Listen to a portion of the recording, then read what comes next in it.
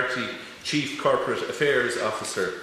For the witnesses in attendance in Committee Room 2, I wish to advise that by virtue of Section 17(2)(l) of the Defamation Act 2009, witnesses are protected by absolute privilege in respect to their evidence to this committee.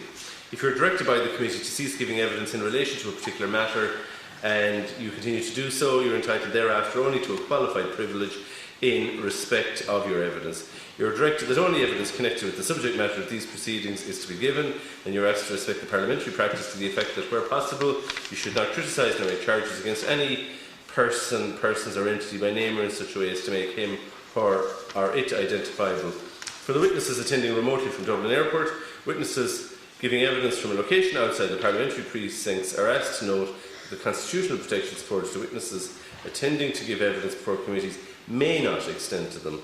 No clear guidance can be given on whether the extent to which the evidence given is covered by absolute privilege of a statutory nature, as this has not yet been tested before the courts, and hopefully today's proceedings won't give rise to that test. Mr Doyle, can I ask for your opening statement, please, and that you confine your opening statement to 5 minutes or less, so that we have plenty of time for questions and answers. Thank you. Great. Thank you, Chairman. Let me get cut to the chase. I'm delighted to have the opportunity to address the Oireachtas Covid-19 Committee. The Covid-19 pandemic has brought about the greatest crisis that the global aviation industry has ever experienced. This crisis is much more severe than we experienced at the time of 9/11 in 2001 and the global financial crisis in 2007-8. To highlight this, I will outline a few statistics from the International Air Transport Association, IATA. The losses in the global industry this year will be the biggest in aviation history, estimated at over $84 billion in 2020 and $16 billion in 2021. By comparison, airlines lost $31 billion in the global financial crisis. There is no comparison for the dimension of this crisis.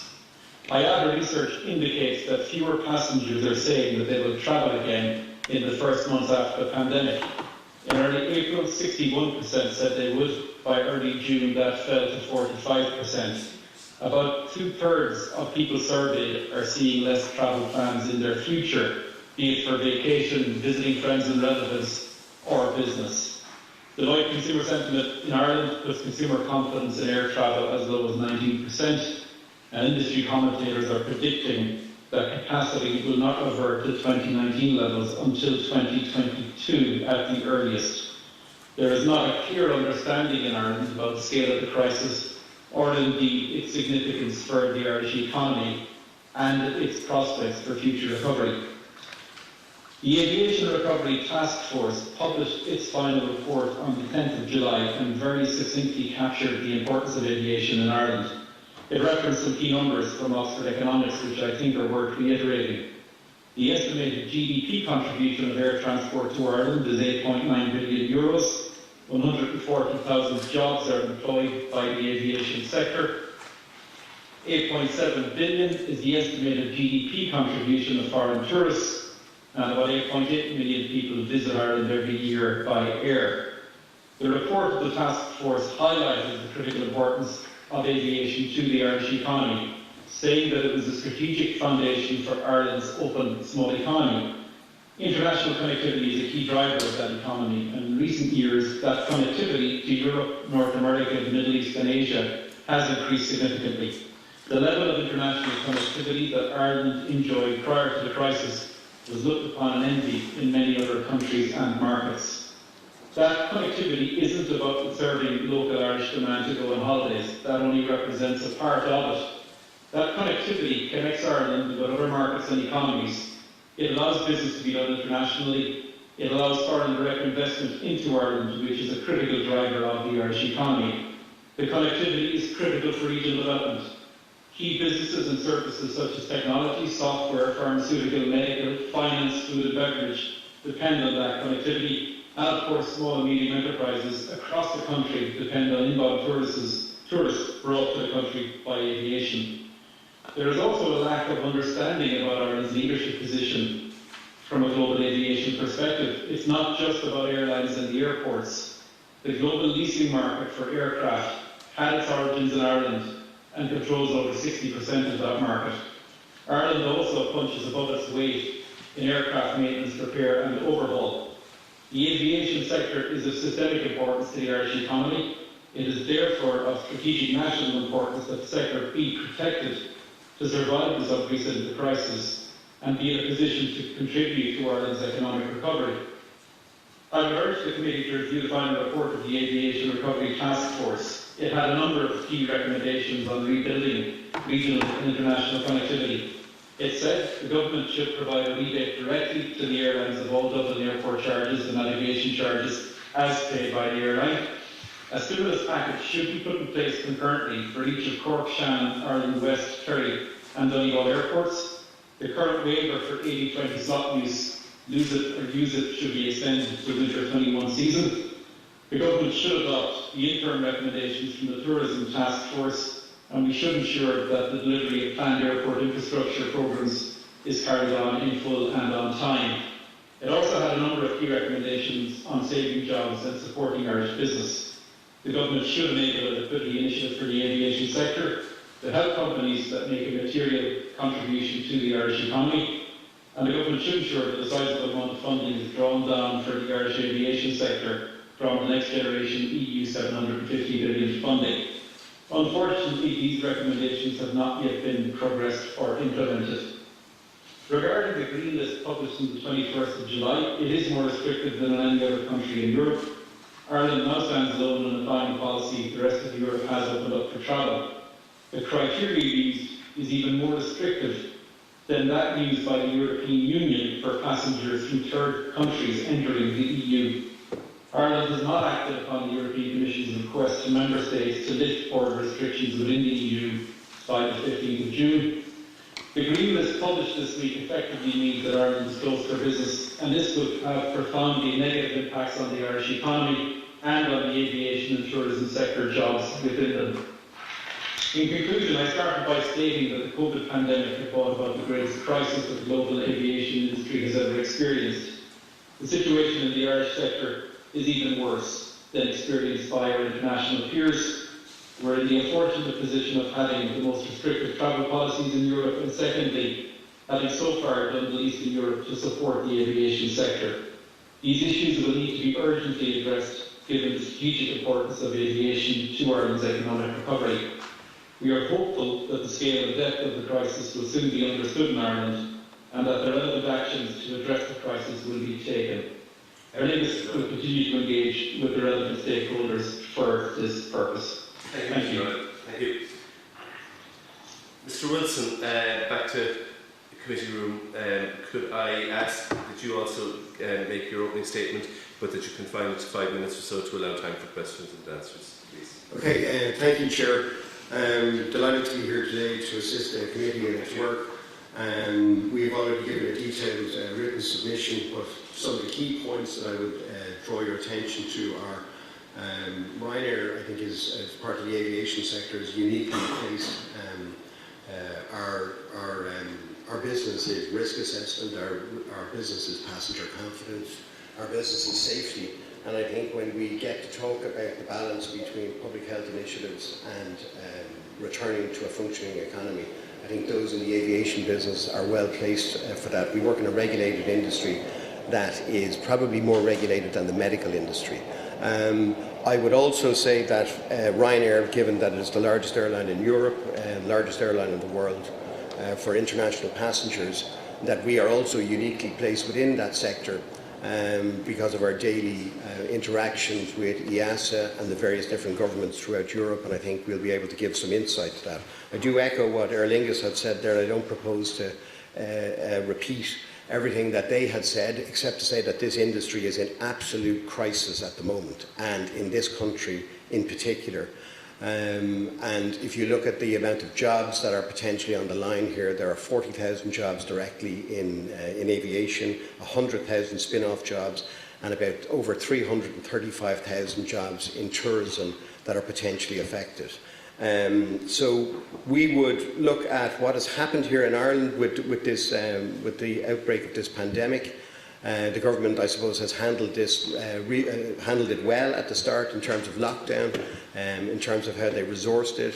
and in their speed of reaction, but how it has been opened up afterwards in terms of how we strike the balance between public health initiatives in stopping the spread of this disease and having a functioning economy has been a disaster, quite frankly, for aviation.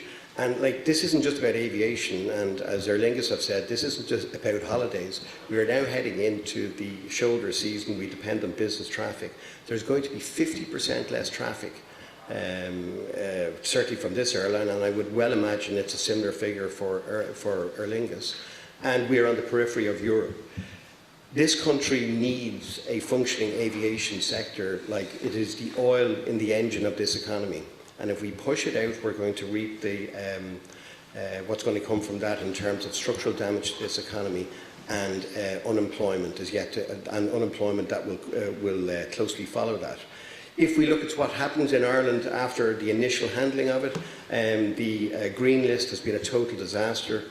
The idea that we would be looking at connectivity to Gibraltar and Monaco has been held up to ridicule. How the government themselves have actually complied with their own guidelines, again, is something that we need to get a handle on this. We need to get the recommendations that we put in. We should have the EU 27 and the UK back on the green list.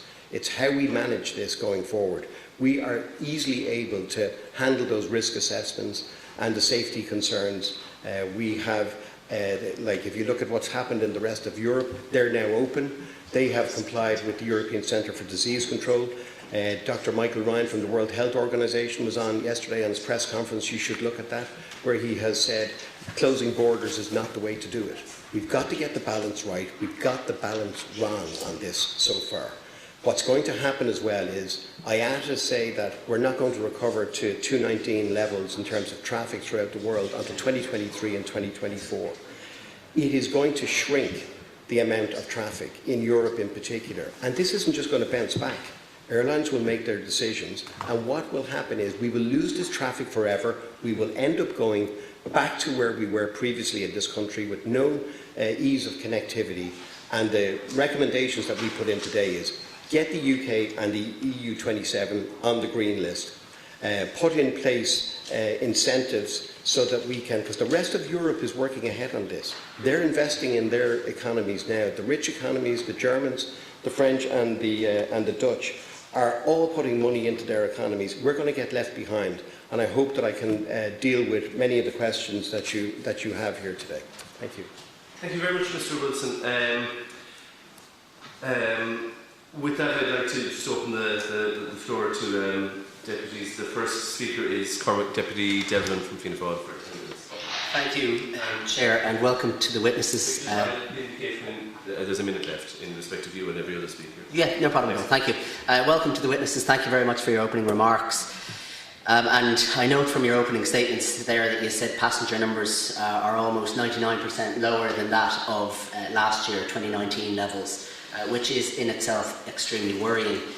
As an island nation, obviously we're all acutely aware that connectivity is essential, and I acknowledge that this pandemic has been exceptionally difficult for the airline industry.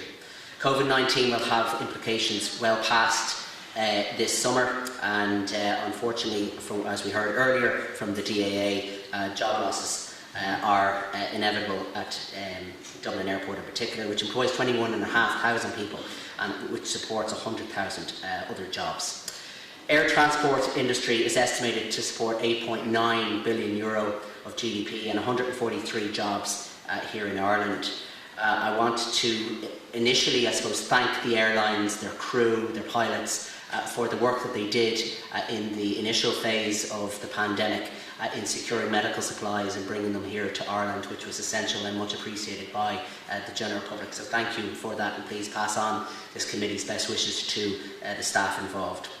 My first question, please, is to Mr. Wilson, CEO of Ryanair.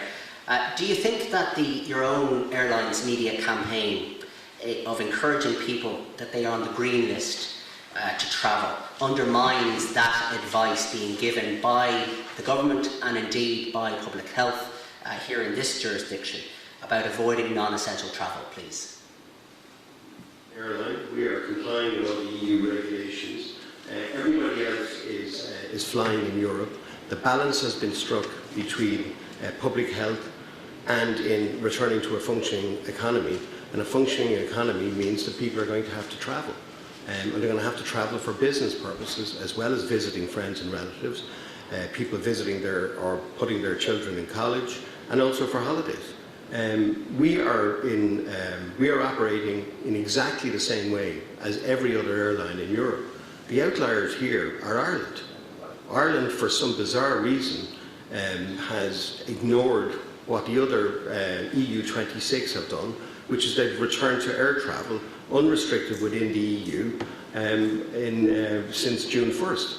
And that's all we're doing. We're carrying on our business in that manner. And it's the muddled response of the government with green lists and people on it and not on it is what's actually causing the confusion.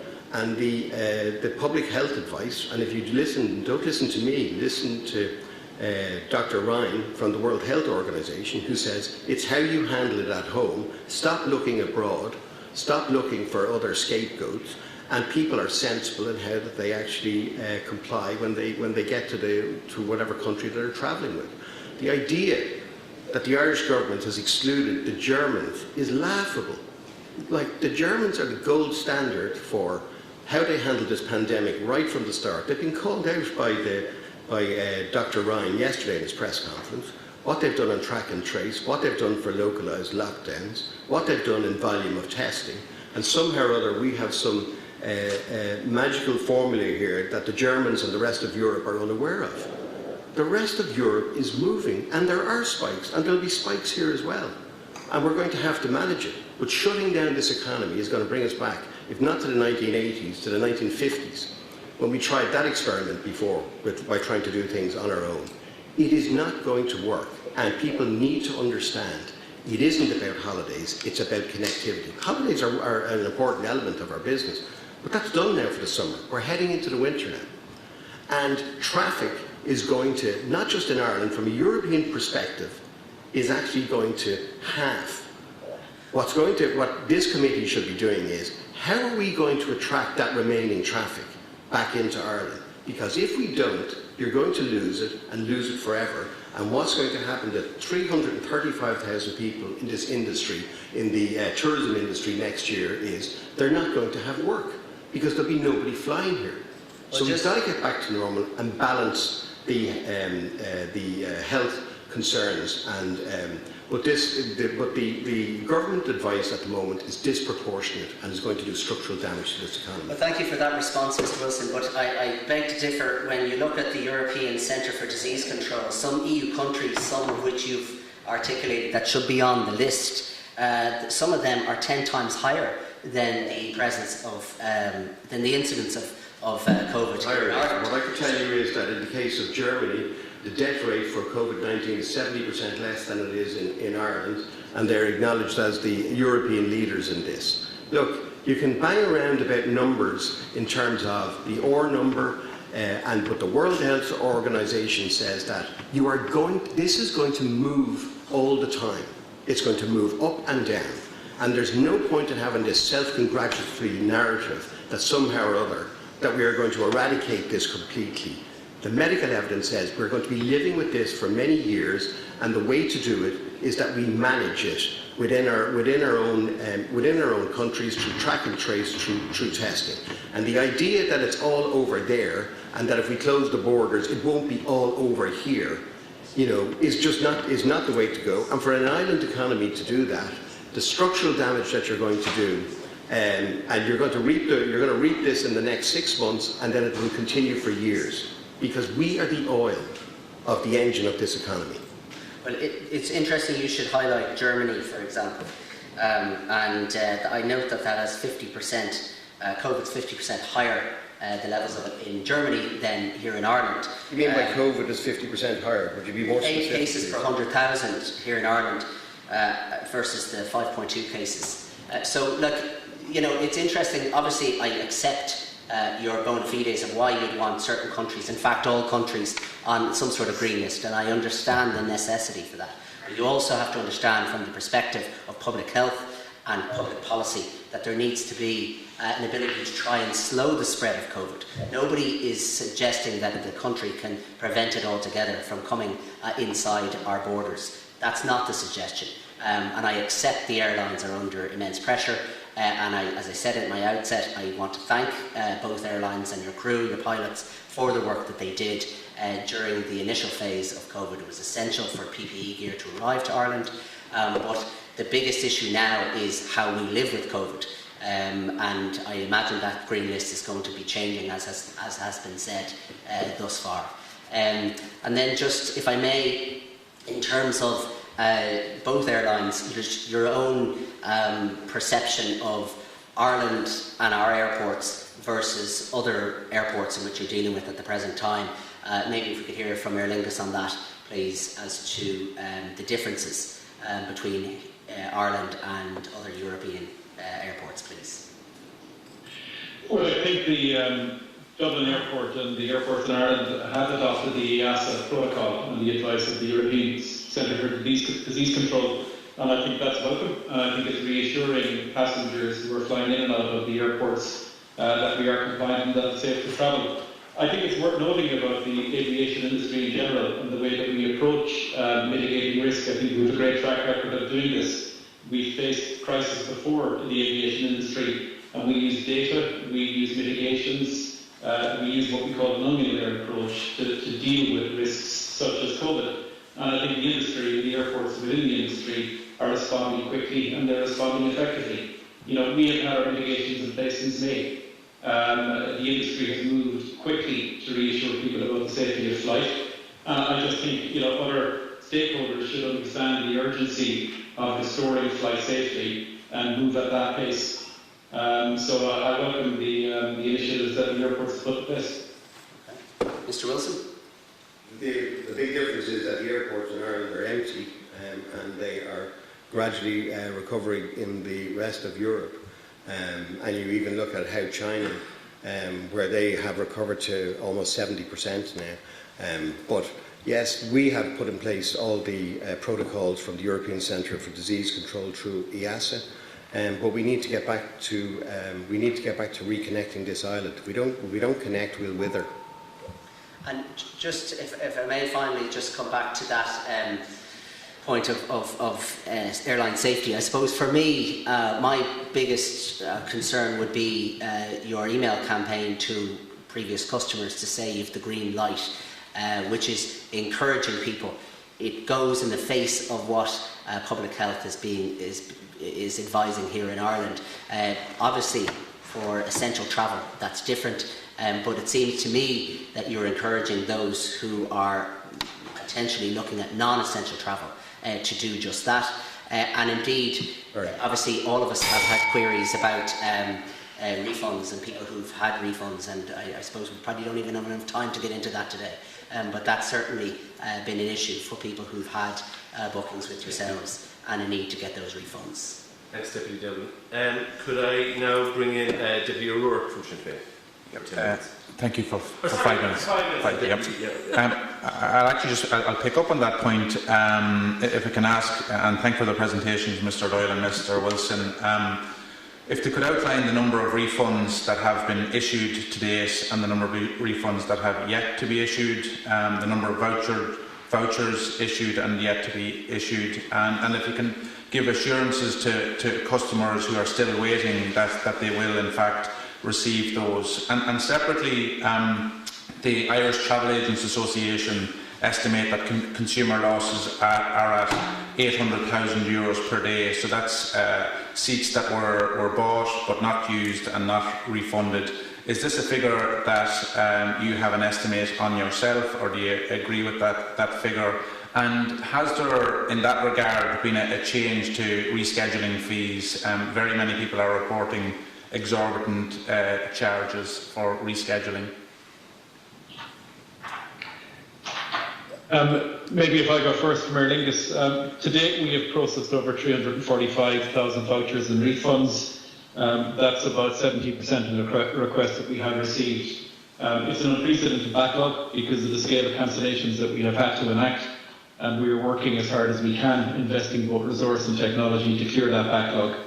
Anybody who is entitled to a refund, I can reassure you that they will get their refund. In terms of the other flexibilities we are offering anybody who has got a booking up until the end of December to change that booking to a new flight or time or date without a change fee. So that policy is very clear, and anybody who has a booking to a destination where a travel advisory is in place can apply for a voucher for the full amount up until the end of August. So we have offered unprecedented levels of flexibility to customers who have been affected by the pandemic. Sorry, Mr. Doyle, you specifically made a commitment in relation to refunds. Can you give the same assurance in relation to vouchers for people waiting on vouchers that they will receive those vouchers? Yeah, we're processing vouchers at the same pace. Thank you. And absolutely, people who are entitled to apply to a voucher, we will get to it and issue it. And Mr. Wilson? Deputy, if you look at what the scale of this is, if you take, for example, April, one of the 3 months that were involved, we would have had a budget of 14 million passengers to fly that month. We ended up flying 40,000. So you multiply those 3 months together and divide down the amount of people on different bookings, you're in excess of 20 million passengers or individual refunds to deal with. And of course you're going to have difficulties with that in terms of backlogs, and we're not unique in that. What I can tell you, which is the good news, is that all of our people are back to work since June 1st. We've hired extra people in call centres to deal with this. We have in excess of 750 million euros now processed. 90% of those people who are in the cash refund queue will be processed by the end of this month, which is in 2 days' time. And then there will be an ongoing process where people who have vouchers and change their mind and don't want to use them, they can simply go on the website or go onto our chatbot and change that into cash. Like, that amount is sitting there in terms of a liability for Ryanair, and it's a question of the customers who want cash or want vouchers or want flight changes, and they're being facilitated. But I think sometimes the volume of what we are dealing with here is huge, and like our people. And can I just ask, in relation to rescheduling fees as applied during the COVID-19 period, is there a change in policy compared to previous times? EU 261, as I say, if your flight is cancelled, you get the option of a flight change, you get the option of a refund. And but if you in terms of, we put in some extra flexibility during bookings made in July, August and September, and people could change those up until the end of the year if they wished, without a flight change fee. And on the separate issue, and thank you very much for the responses, and I would just encourage full engagement with customers, because I know there is a lot of frustration in relation to those issues. If there was an international model, and I take the point in relation to Ireland being an outlier, but I have 44 countries in front of me here on the European continent, and there's no two countries with the same approach to checks and controls at airports. There's restrictions, a wide range of variations in terms of testing, tracing and quarantine. Is there a specific country that you believe Ireland should be following the model of? Is there an exemplar, in your own opinion? A one-word answer would do. From a European perspective, there's no restrictions between European countries, but Germany, I think, is probably the leader, not just in terms of it's how they've applied their public health policy throughout this. They seem to be the best innovator. And Mr. Doyle, do you agree with Germany as a model? I would agree with Ryanair's comments on Germany. Germany have been open for travel since June the 19th, and I think at every stage of this crisis they've been a role model. Thanks to our witnesses. Thank you, Deputy O'Rourke. Fine Gael, Deputy O'Dowd, are you taking 10 or 5? Yeah, 10 minutes. Go ahead. In relation to Germany, could I say that I'm reading from the Guardian newspaper at 11:45 a.m. this morning, where the head of the Disease Control Agency in Germany is worried by Germany's 557 new cases every day. It's up from an average of 350 in early June. Quote, "We must prevent the virus from once again spreading rapidly and uncontrollably. This new development in Germany makes me very worried. The rise has to do with the fact that we have become negligent. would our two speakers agree that all our actions here in Ireland have been based on public health advice, notwithstanding our acknowledgement and a clear understanding of the impact this is having on, particularly on your business and on travel and on air travel in particular? And would you change your view now following this statement from Germany? Because it's about striking the balance. The balance has got to be, how do we have a functioning economy, and how do we address the health concerns, and how do we stop the spread of this disease? They're not mutually exclusive. They have to come together. Otherwise, we won't have a functioning economy. And if you're in a small, open economy like we are, we will have to connect with other countries. And like what Germany is doing there is doing exactly what the World Health Organization says you should do. You should call out when you've got clusters and deal with them.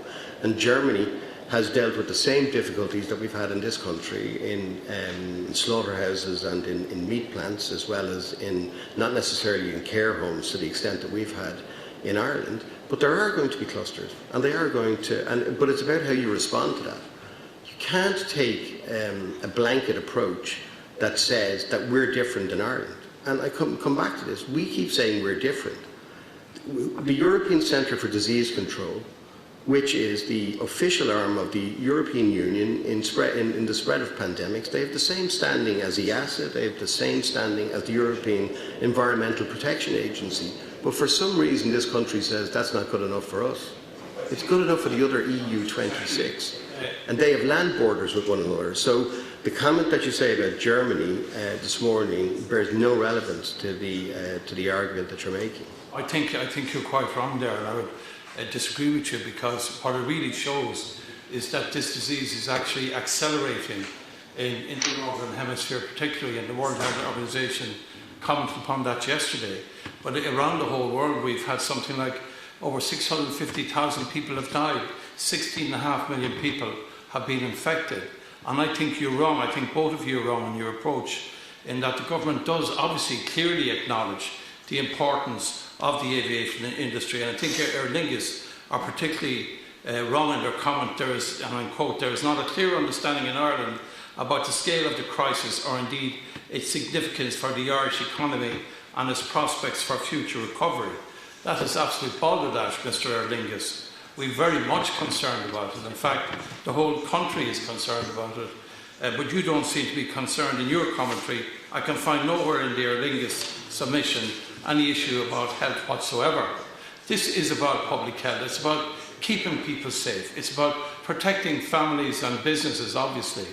But it's about reaching an acknowledgement. And the fact is you're challenging, as airlines, and you have every right to challenge them, the medical advice from the best medical advice we have, best public health advice in this country, which has proved fantastic in terms of saving lives.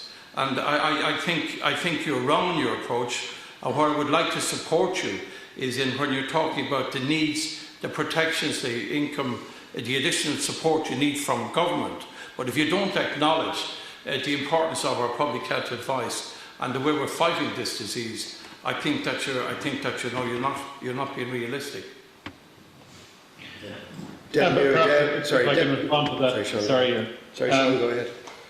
Look, we've implemented every single guideline and every policy in relation to public health urgently and effectively across our airline and across our operation.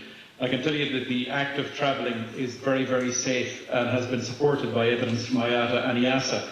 What I'm highlighting here is how much of an outlier Ireland is compared to the European Union, and that is significantly disadvantaging Irish airlines. I think highlighting that provokes a very, very healthy debate, and I think it provokes a debate that legislators should consider and balance the needs of the economy, the importance of restoring air travel, alongside the very important public health needs.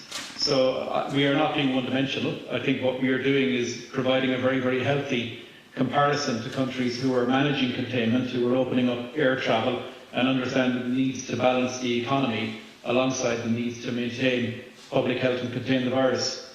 So that's certainly not a position that we have been taking. I think we've been very balanced in our approach and our comments.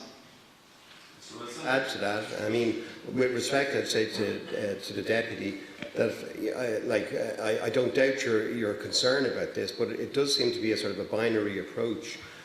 Whereas when we're dealing with these issues every day, and that's why I say that we are, I suppose, equipped to deal with the whole risk assessment, because it isn't black and white.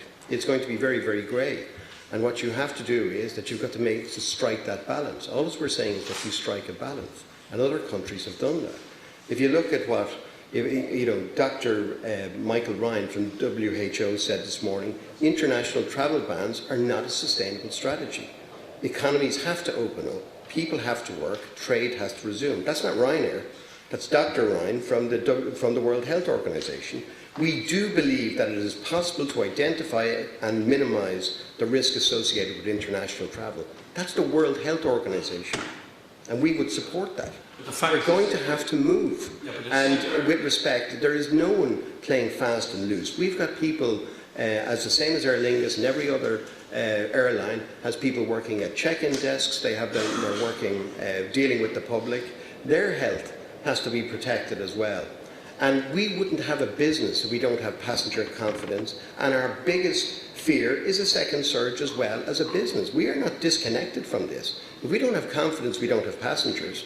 But perversely, what you look at here is that it's not a Ryanair or an Aer Lingus or an aviation agenda. For once, it actually lines up with the economy.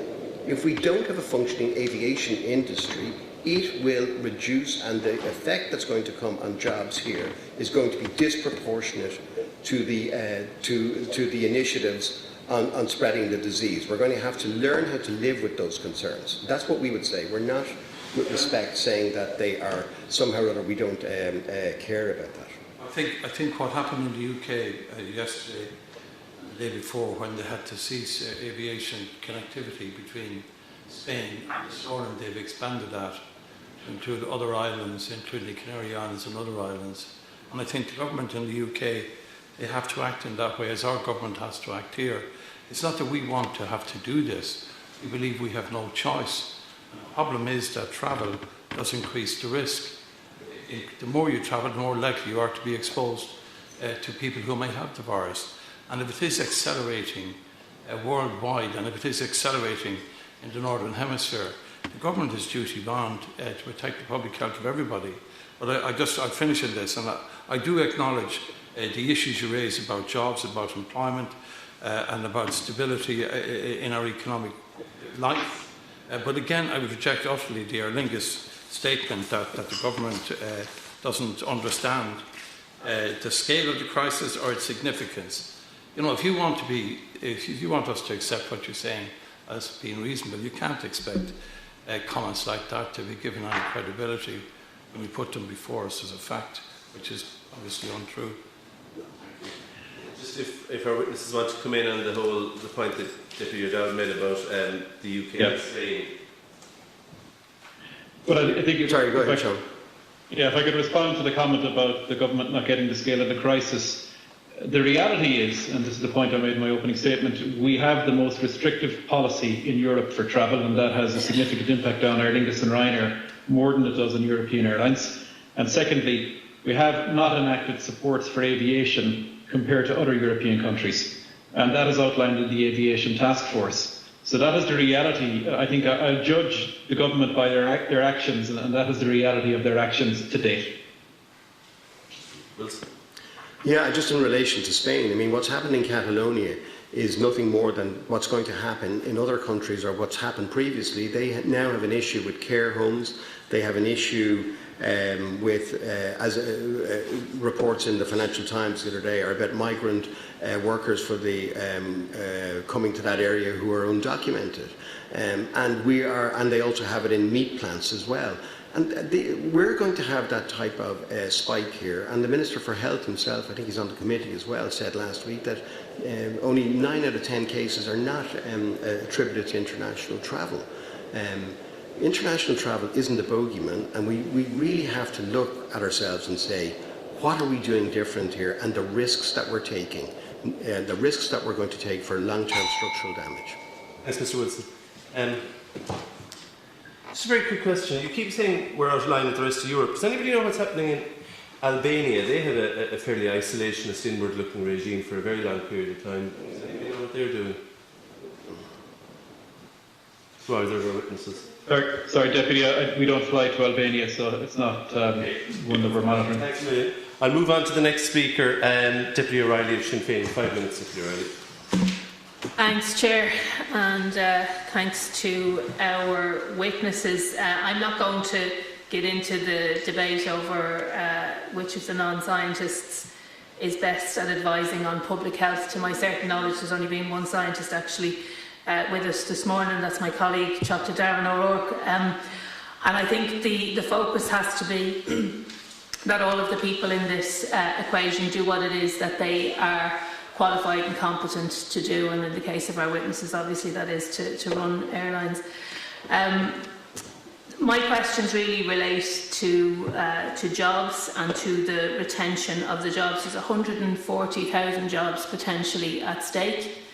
I want to address my question specifically to Mr. Doyle from Aer Lingus in the first instance, if I could. And I want to put to you the view of some of your own workers who say that Aer Lingus is currently on the brink of extinction. Their fear is that the company will be wound up in order to release assets and equity to assist the other companies that form part of IAG. They are deeply concerned about the future of their jobs, and all the while they see that the airport is expanding, and I appreciate that's a long-term project, but these people are deeply concerned about their jobs. So can I ask specifically what the government, aside from the temporary wage subsidy scheme, which, as we know, the other income continuing schemes have been available to every single sector, with regard to the aviation sector and specifically with regard to those jobs in Aer Lingus, what is it that the government have done? What opportunities have they missed, and what would you like to see them do? Thank you.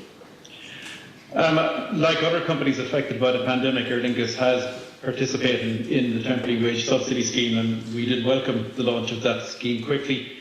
We welcome its extension, but as we head into the winter and the crisis continues for aviation, the reality is that the temporary wage subsidy scheme falls in terms of the relief that it will give to companies like Aer Lingus. So we would recommend, as per the Aviation Task Force, that the TWS is extended into next summer for aviation and aviation-related sectors. I think if I look at what other countries have done, I think in the UK and in Spain, liquidity has been made available to companies that were investment grade or in a strong position before the crisis, and I know a number of airlines in the UK have participated in those programmes. We don't have any such programmes available in Ireland. We also think to get people attracted to operating into Ireland in the recovery phase that we need stimulus, and those stimulus would take the form of alleviation of airport charges and specific stimulus packages for the regional airports, as I outlined in my earlier statement. If I probably refer to your comments about IAG and some of the anxieties that you've expressed, again, I would judge. Well, I just want to be very clear with you. These aren't anxieties that I've expressed. These have been expressed to me by constituents, and as you'll know, Aer Lingus, IAG and the airport are big employers in the area. People are very, very worried. These are not my concerns. I didn't invent them. These have been expressed by your own workers. So it's really to them that you're speaking when you address this. But obviously, I'm putting it to you because it was put to me. If I look at IAG's track record since it became the parent of Aer Lingus, I think it speaks for itself. We have expanded Aer Lingus at a pace that we haven't seen in its history. We've added 8 new North Atlantic destinations, increasing the level of connectivity into and out of the island of Ireland. You know, US foreign direct investment makes up a huge part of the economic model of Ireland, and I would think what Aer Lingus has done has been a critical enabler of that FDI, as well as actually boosting the tourism market. We've delivered 9 new planes into Aer Lingus, and we have commitments for a further 12, again, to carry on the long-haul expansion. We've added more than 1,000 jobs. And we entered into this crisis with a balance sheet that was stronger than most of our European peers and has allowed us to be resilient through the crisis. I'm sorry, so Mr. Doyle, it's very, very tight for me, so I apologise for interrupting you. And that is a very lovely story about what has happened. Can you just address the concerns that were raised directly with regard to what your own workers believe is planned, and indeed how many of their jobs are currently on the line? Because For them, it is a very real crisis and they are very, very deeply concerned. So you will understand that things that may have happened in previous times, we are in unprecedented times now, and I suppose specifically they want to know that that their jobs are going to be protected, and they want to know what exactly it is that you are doing and what it is that the government are doing to protect those jobs. Thank you. We've communicated directly to our employees about the actions that we've had to take and continue to take. We're in a process of consultation with all of the representative bodies about redundancies at Aer Lingus, and I respect the kind of confidentiality and the process that we're in. So if there's any more news other than that we have shared with employees, we will share that directly with employees and their direct representative bodies first. Very disappointing response, Mr Doyle. I have to tell you that as somebody who's elected to represent a huge number of those workers, they have come to me with concern. I would suggest that you, respectfully suggest that you reflect on your communication process, because the confidence that you have expressed has not been expressed to me by your employees. Apologies, Chair. We have communicated directly to our employees on all of the actions that we're taking. We've worked constructively with all the representative bodies to try and find ways through this crisis. It is, as I said at the outset, the deepest crisis that we've ever experienced. Everybody in aviation is very anxious about the crisis, and we're having to take tough action to get through it. And we communicated that very clearly and very honestly to our employees, and we continue to do so. Thanks, Mr Doyle. The next speaker is from the Green Party, Deputy Brian Ledden. Thank you, Chair. Thank you, Mr Doyle and Mr Wilson, for attending. With the dramatic decrease in passenger numbers due to COVID, I think it's timely that we re-evaluate aviation in Ireland. I represent Limerick City, which has been very significantly dependent on the vitality of Shannon Airport, but we can see that trends are changing. It seems to me that there may be, or is likely to be, a correlation between the development of Ireland's motorway network and the growth in flights to and from Dublin Airport and the numbers of passengers passing through Dublin Airport. We've seen many private bus operators establish comprehensive services from Galway, Limerick, Cork and Waterford direct to Dublin Airport. Prior to COVID, we were seeing a large growth in coach tourism, which has Dublin City as its base. In the last few years, a tourist could jump on a tour bus at the quays in Dublin at 7 a.m, do a whistle-stop tour of the west of Ireland and be back in Temple Bar that night. I would like to hear the views of the airlines and your perspective on this trend of the past decade, and how in a post-COVID market you expect your business to develop in the coming years with regard to the balance of services between Dublin and Shannon. I'll take that. I mean, I'm certainly not up to speed on the bus traffic between Dublin and Shannon, but I don't doubt that it happens. We've made significant investment in not only just in Dublin Airport but also in Shannon. We're a big supporter of Shannon and in Cork as well, and we run a lot of services from Shannon. And our hope is that we can continue that relationship and develop it and grow it. But if we don't have markets to connect to, well then those regional airports are probably the ones that are going to be much weaker than the city airports such as Dublin. And I think what we should do is that we should have, in line with the Aviation Task Force, is to have a incentive scheme for airport charges so that we can actually do something to stimulate this industry, hang on to the traffic that we have, and hopefully grow it when we come out the other side, because we've got a long road ahead of us. But like the issue of buses or whatever doesn't come about in terms of our planning on where we allocate resources. If I can probably just add Aer Lingus's comments, and I'd agree with what Ryanair have said. We have a presence at Cork Airport. We expanded our network at Cork Airport last year. We'd also expanded our network this summer, adding Paris and Barcelona out of Shannon Airport. So we wouldn't see necessarily that the growth of connectivity out of Dublin Airport comes at the expense of the regions. But I do think the regions are more vulnerable coming out of this crisis, as Ryanair have stated, without the effect of some stimulus packages. But we remain committed to the region, but I think I would also urge the government to execute the recommendations of the task force. I think what Dublin is about for Aer Lingus is a hub, and actually what the hub enables us to do as we begin to expand our North Atlantic presence at the hub is actually compete internationally with other hubs for traffic, and that enables two things. One is I think Ireland is very well placed to connect traffic from North America into Europe, and in enabling that connection traffic we're also able to expand the direct services into and out of the island, which gives us benefits in terms of FDI and tourism. So I don't see the development of Dublin as a hub coming at the expense of regional airports. I think we both remain committed to regional airports by virtue of the capacity you've seen at it, but they need to be very competitive coming out of this crisis if we are to restore the level of commitment that we would have had in the past. Thanks very much. Happy with that. A couple of more seconds. If there's anything useful you can do in 30 seconds. Thanks very much, Deputy Ledden, for your question. And I'd like to call upon the next speaker, Deputy Duncan Smith of the Labour Party.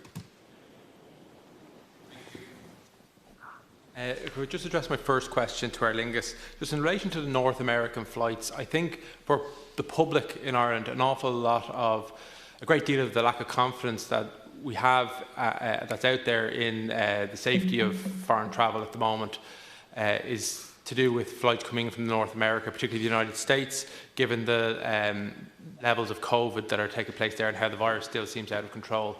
Do you have any comment on what can be done to improve public confidence in flights coming in from the United States? Well, I think the first thing I would say is that the volume of both flights and passengers coming in from the United States is a fraction of what it has been last year. I think we shared some data publicly on that front. It is about, I think on average, maybe 150 passengers a day compared to 4,200 last year. And a significant percentage of those passengers are actually connecting into Europe. That traffic tends to be essential travel and repatriation.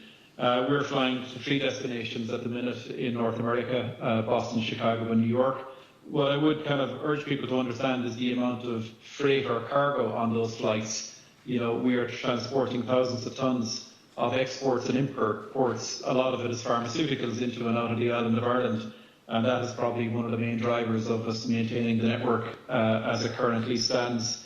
I think what we have called for as a group is for the evaluation with urgency of some testing processes that could enable safe travel to open up Europe and the United States. And we do think if we look at the availability of testing capability in the United States, there should be a solution that we would evaluate and pursue. And that's cognizant of the fact that the United States is significantly behind Europe in terms of the progression of the pandemic. But the US is very important. I think FDI is absolutely fundamental. I think the number of foreign nationals who work for US companies in Ireland who will need to start travelling to and from their homes for work and business will be a big issue, and we need to find some solutions to enable that flow safely. Thank you. Now, no one disputes the value of the North American routes, aviation in general, and even the ordinary person on the street. Where they may not have the figures, they do understand that it is vital for our economy that we have an aviation sector that's thriving. I'm glad you mentioned testing as being part of the solution here. I think this is a common theme that has come from this committee from its inception, really, and from the public. So to both companies, what have you been doing practically in terms of engaging with the government to deliver a testing regime that works? Because if a testing regime is implemented and public have some degree of confidence in it, then our aviation sector will return a lot more quickly than is currently being planned out. Well, I think the sort of ambition to progress a testing solution for the United States came about last week, and it's very early days. I know the DA were talking about some solutions for the North American market that should be evaluated. So I think what we would be keen to urge is that we act with speed, that we make sure that there's really, really tight coordination across all of the stakeholders. There's many issues to kind of deal with here. One is the validation, 2 is the data, 3 is the transfer of data, and 4 is the standards that you operate to relative to the standards set by the health authorities in either jurisdiction. So I think there's a lot of work to do, and it needs to be done quickly and executed in a very coordinated and joined up way. And I think considering Ireland's importance to the US market and the importance of FDI and tourism to the Irish economy, that should be a priority for us as a group of stakeholders to work on. So it is early stages of engagement, but it's something that we would be very, very keen to move on and would bring a lot of energy to supporting. Mr. Wilson, I'd be interested in your comments on that as well. I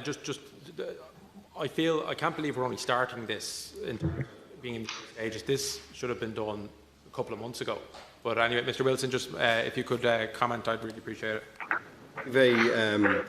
We fly to different markets than Aer Lingus. They obviously have a long haul, and our short haul is exclusively within Europe. And again, what I would say is that it already exists, the framework there. The European Union have decided already, and we have decided to, as a nation, to exit ourselves from that coordinated approach. And there is no testing between countries at the moment on short haul within Europe. Though there is some talk about it, but I think we should get on the first level first, which is to put all the EU 27 and the UK on the same platform. Witnesses. Thank you both very much. Deputy Shortall. Thank you, and I'd like to welcome both companies. My first question is to Mr. Doyle in relation to the obvious concern that exists among Aer Lingus staff at the moment in light of the points that have been made in relation to state aid.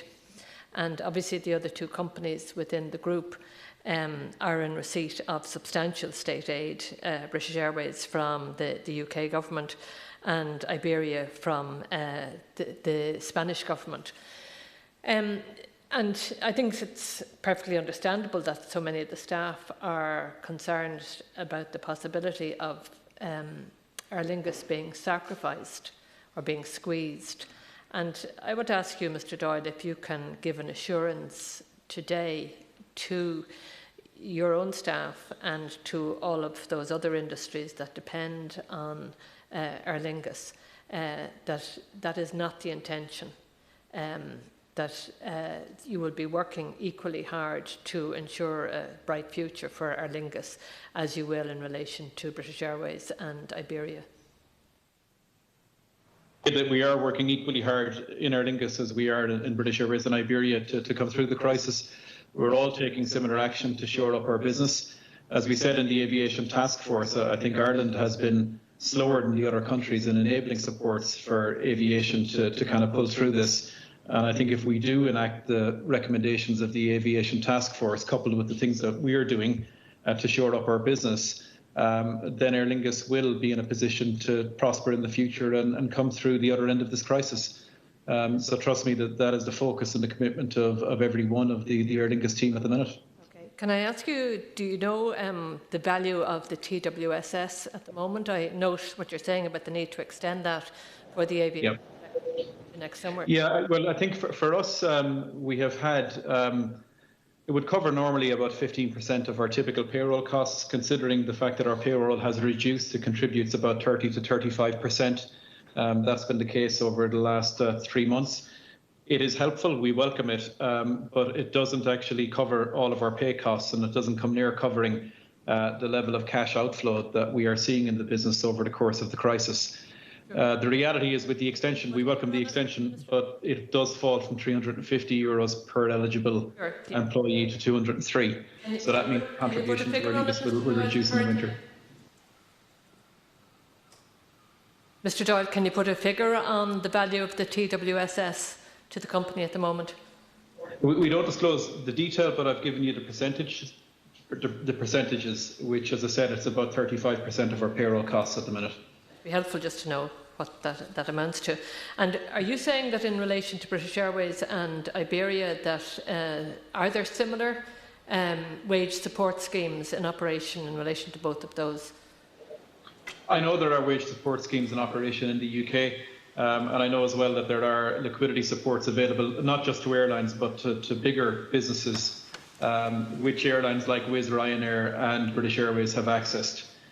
So they are the kind of facilities that are available in the UK. Similarly, there is liquidity supports available to bigger businesses in Spain, which Iberia have also been able to access. Okay, you've both mentioned the task force and the need to implement the recommendations. Is there a system in place at the moment to oversee the implementation of those recommendations, and have you an involvement in that? Well, our involvement was through the task force, which was set up by the outgoing Minister for Transport. For implementation? So I would assume that the place where the decision around implementing the task force sits currently would be DTAS, but obviously it's got broader considerations across the Cabinet. Okay, and in relation to both companies, and maybe I'll address this to Ryanair, to Mr Wilson, I mean, we're hearing all the time about Ireland being an outlier and having stricter regimes. But as you've both identified, I mean, the big issue here is consumer confidence, which is very low at the moment. And I mean, do you accept that that is directly related to the fact that our supervision system for incoming travellers is extremely weak? We saw the figures last week where only 3.5% of travellers coming in here are being supervised in any kind of way or made contact with. So do you accept that if we put in place an effective testing regime, that would greatly help to restore consumer confidence? And again, I have to say, I'm surprised that neither of your companies, nor indeed the DAA earlier, were making concrete proposals in that regard. I would have thought it would be very much in your interest to ensure that we have an effective testing regime, and that there aren't actual concrete proposals coming forward in that. Let's get your reply very briefly, please. Sure, I think the issue of testing is one for the public health authorities, because they've got to look at every citizen in the state and look at all the risks and how they actually carry that out. And I think the idea that you would just confine that to inbound travel, it's something to explore, but like probably more so from countries on a sort of a long haul basis. And I say that in a very general way, but in the European Union there isn't that requirement at the moment. But it's again, and I would bring this back to you in terms of the World Health Organization, it's actually how countries deal with this on a subnational level, rather than trying to parse this out into international travel. Regardless of whether we have international travel or not, we're going to have a... Sure. And I accept your point in relation to European travel, but this is specifically in relation to Aer Lingus. Okay, fine. Okay. Isn't there a big issue there because of the fact that Ireland is the only EU country that allows American to come here? That you know, the rest of Europe in the main is closed to American travellers. Would you accept, Mr Doyle, that that is a major problem in terms of loss of confidence? He's on. His microphone seems to be muted. Mr Doyle, I don't know if you can hear me, but your microphone. Yeah, can you hear me? Yes, I can now. Thank you. But could I ask you to be very brief, because we need to move on to the next speaker. What I would say is, look, if you look at the number of passengers coming in, and if you look at the number of flights we're operating, they're a fraction of what we would have seen in the past. We communicate clearly all of the requirements for entering Ireland, be it the quarantine. We email the passenger locator form. Our crew remind people on board of the obligations on entering Ireland, and we fulfil, you know, absolutely to the nth degree the requirements placed on us by DTAS, the Department of Foreign Affairs, and the HSE. The Irish authorities. And I'm saying there was a better system to be better confidence. 2.5 minutes over time. I'm sorry, thank you. But I think we would be up for engagement on anything that would restore confidence on the US travel, and we would be, you know, an energetic participant in that. Speaker. Thank you, though. Thank you very much. If there's time at the end, we can return to this issue. Deputy Breed-Smith, you have 5 minutes. Thank you. I want to say to both our guests here that I'm struck by your statements that oddly there's something I very much agree within them, and that is that as an island nation we do need an aviation industry and we do need a national airline. AIG may well let Aer Lingus go bust, but isn't that a reminder to us all that the privatisation of that airline was not just a mistake in the first place, but a catastrophic mistake for workers, the state and for the economy at large? I am in favour of helping workers in both airlines, but I think we should remind ourselves that the model in the aviation industry is unsustainable in the long term from the point of view of climate and the environment. We do need connectivity and a functioning airline industry. Your submissions give us lots of figures, but what you've left out is the figures for profitability in the year pre-COVID, which I believe amounts to several hundreds of millions for Aer Lingus and almost $1 billion for Ryanair last year alone. So you both make the case for state aid in one form or another. The state is paying a large part of your wages under the wage subsidy scheme, but your workers do have a good case for aid. You have both behaved appallingly towards your workers. You've undermined them. You've tried to impose layoffs, wage changing contracts, and specifically I want to ask Ryanair to explain themselves while they come here with their handout for the subsidy scheme and more support, why they are personally 11 pilots in the High Court for costs of up to $13.5 million, arising from their right to ballot their members for industrial action. 10 of those are Irish-based pilots, and their ability to carry out their work as representatives is restricted, and to me that looks like intimidation. You have disproportionately sacked pilot representatives across Europe, and the best description we have of your negotiations with unions since your so-called recognition of them is torturous. You've used self-employed pilots as an industrial weapon against direct employees, scheduling full-time rosters to the self-employed and leaving direct employees without any flight work. So in your effort to divide and conquer the workers and take these 11 pilots through the High Court for personal retribution over their rights to ballot their members, I believe you have no right to come here with your hand out to the state looking for more money. But in doing so, if you were to back off the war on workers, we might be able to support, in both Aer Lingus and Ryanair's case, if you back off from the war on workers, there might be some way of bargaining support for your demands for more state aid. I'd like Ryanair to please address the question of why they are pursuing these pilots in this manner. I don't agree with how you have put that across, Deputy. What I would say is that the court case that is ongoing, I'm not going to comment in detail, but needless to say, it is about how the ballot was actually conducted, and I think any worker would want ballots to be held in a proper way, and that's the subject of those proceedings. But what I would say to you is you seem to be out of touch with what's actually happening with our relationships with unions. It may have escaped your notice that we have had an engagement with the Force Union here in Ireland, where our pilots and our cabin crew have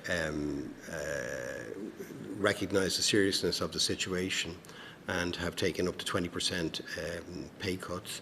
And they're going to be fully restored over 4 years. It's actually in the programme, because people recognise that here's a great way to preserve jobs until this industry recovers. And we've done that throughout Europe. So if they're willing to... Can I answer the question, please? Save the airline. With the VC union. And actually, you'll know the comments of the Unite union in the UK, who actually called us out as... she said that if other airlines had followed Ryanair's process of job preservation, well then they would prefer to be dealing with companies like that. So I think a lot of your comments are unfounded, quite frankly. I mean, it's a serious situation for job preservation, and our people are working with us to make the right decisions. Well, I have described a method of intimidation that is being used against pilots, and the High Court is a very, very serious personal tracking. The High Court is very serious, yeah. Involved. So I don't see how you could describe your relationship as healthy or respectable or indeed cooperative. It is one of intimidation, and if you're getting cooperation, it's because you're putting the boot in. Now, I would say that it's because it's how you carry out a ballot, and that's and I think all workers would want to know that ballots are carried out in a transparent fashion, and that's exactly what the proceedings are about. So. Well, I don't believe that either you or Aer Lingus are being fair to your workforce. They're being intimidated and consistently threatened with pay cuts, with layoffs and with change contracts. And that's what is at heart here. So you've no right to come with your hand out to the state. We haven't got our hand out here, and they have agreed to them through their representatives. You're misinformed. I just have to allow the witnesses to respond, because they were fairly serious charges that you made. So I just Give them a minute to respond. He did respond. Oh, you've responded. Okay, thank you. Thanks very much, Deputy Smith. That's how Very he good. responded. Thank you. Deputy Mayor Shannon. And thank you for Aer Lingus and Ryanair here today. Could I go to Mr. Doyle firstly, please? On Friday here I spoke and I reflected actually, or you reflected, I should say, what I said Friday, which was urgency to the Department of Transport around these issues, the issues of testing, particularly at airports and other issues. So I heard your response there a few minutes ago. Could I say, you said yes, the stakeholders need to be involved. Can both Ryanair and Aer Lingus not take a leadership position here now and push the agenda, particularly in Europe, as Eddie Wilson has outlined? There is a travel arrangement there already for testing. Surely we can get some of this adopted. Aer Lingus are the only indigenous long-haul provider there. Surely we can get point of departure testing off the ground. We should be able to do it in a matter of days. Could I ask you, what is the block to this, please? Well, look, I think the point of testing has got a number of kind of stakeholders involved. First, it's a public health policy that could enable point of testing to be an alternative to quarantine, and I think that is very relevant to seeking a way of opening up the US market. I agree with Ryanair in terms of Europe. I think Europe has got a different template for travel within the EU 27. It's in a very different place in the pandemic, and what we have said here at the committee today is that Ireland should follow the lead of other countries in Europe in opening up travel. But I think for the US market and the North American market, we would advocate that we need to look at a testing solution. I don't think that should be the responsibilities of the airlines. I think it needs to be worked in collaboration with airports and public health officials and the relevant authorities. As I said, we're willing to engage in it. As a group, we've called for the evaluation of that for travel between Europe and the North American markets, and we remain ready and able to support it. Thank you, Mr. Doyle. And could I just say that nobody has full expertise here, okay? But you are both significant companies. I think you do have the leadership to drive this agenda. With due respect to the department and to public health, if you're waiting for civil servants to drive an agenda here, we'll be waiting quite a length of time. And I suggest that you two companies who are looking for subsidies from the state should be very proactive in trying to offer solutions here and trying to be seen to drive solutions. Can I just take to your point about the task force? A point in there about planned airport infrastructural programmes that should be, I think, delivered on time, in full and on time. I'd reference the National Children's Hospital to you on that. I'm not quite sure what kind of a statement that is to put into a document. It's absolutely aspirational, doesn't have anything in it, and maybe you might come back to me in writing as how you envisage this could be done in terms of procurement in the future. Could I go to Mr. Wilson there for a minute, please, in relation to state aid and subsidies to travel? So you reference in your document that all of the state aid that's been provided throughout Europe, and it's of a magnitude many times what we in Ireland can possibly afford. But what I'd say to you about subsidies, if they were to be offered to the likes of Ryanair, particularly that what I would like to see them done is on a regional basis, because I think as bad as Dublin Airport is, the regions are going to be served even more poorly into the future.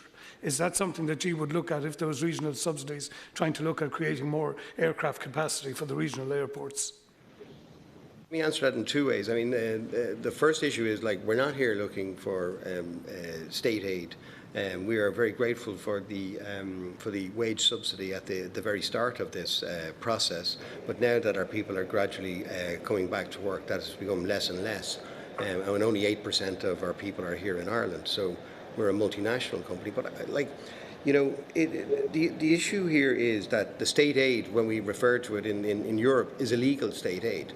You look at Lufthansa, they've got 11 billion, 9 billion from an extra 2 billion the other day. It went up by 9 to 11 since I submitted the document, because the Belgians trumped up 2 billion to them, to a private company.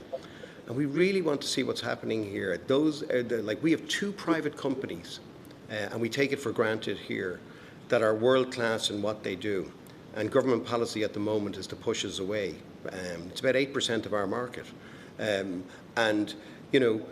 We're not here looking for state aid. We're looking for incentives to preserve the traffic that's here and to grow it next year. There is it's apocalyptic what's going to happen with traffic in Europe. over the next 3 or 4 years, we're going to be left on the sidelines here if we don't get moving. Because all the other countries, for example, Spain have put in incentives, Portugal have put in incentives, and airlines make decisions on those and allocate. And you have the 2 airlines from here, Aer Lingus and Ryanair, where we started out, and we're saying we're not open for business. We really need to get in on top of that. There are incentives that will benefit this economy. We're not looking for a bailout as our state aid. Sorry, Mr. Wilson, and thank you. And I wasn't, and actually, sorry, not directed at you, Deputy Shannon. To both of the airlines, because we all recognise the connectivity issues. And by the way, the credit guarantee scheme that's being proposed under the July stimulus is on the basis of a relaxation of state aid. So I would fully support any subvention or subsidies that can be given to both airlines to improve our situation. Yeah, thank you. Thank you very much, Deputy Shanahan. Deputy Collins. Chairperson, and thank you to our guests here today. My questions will be more directed towards Aer Lingus, if you don't mind. My questions that have been raising serious concerns amongst your own cabin crew of Aer Lingus are as follows. Their original fortnightly pay was reduced on March the 30th to 50%. As of July, they are now reduced to 30% pay. This means although they are working, they are only getting 30% pay. They were misinformed and told that the company would give them the 30% and that the government would give them a COVID-19 top-up or €700 fortnightly. Therefore, they assumed they would be getting more than $350 a week. This is not the case. It looks, going by their pay slips, that they are only getting a COVID pay. Some crew have filled out the UP1 and UP14 social welfare forms to claim reduced work benefits.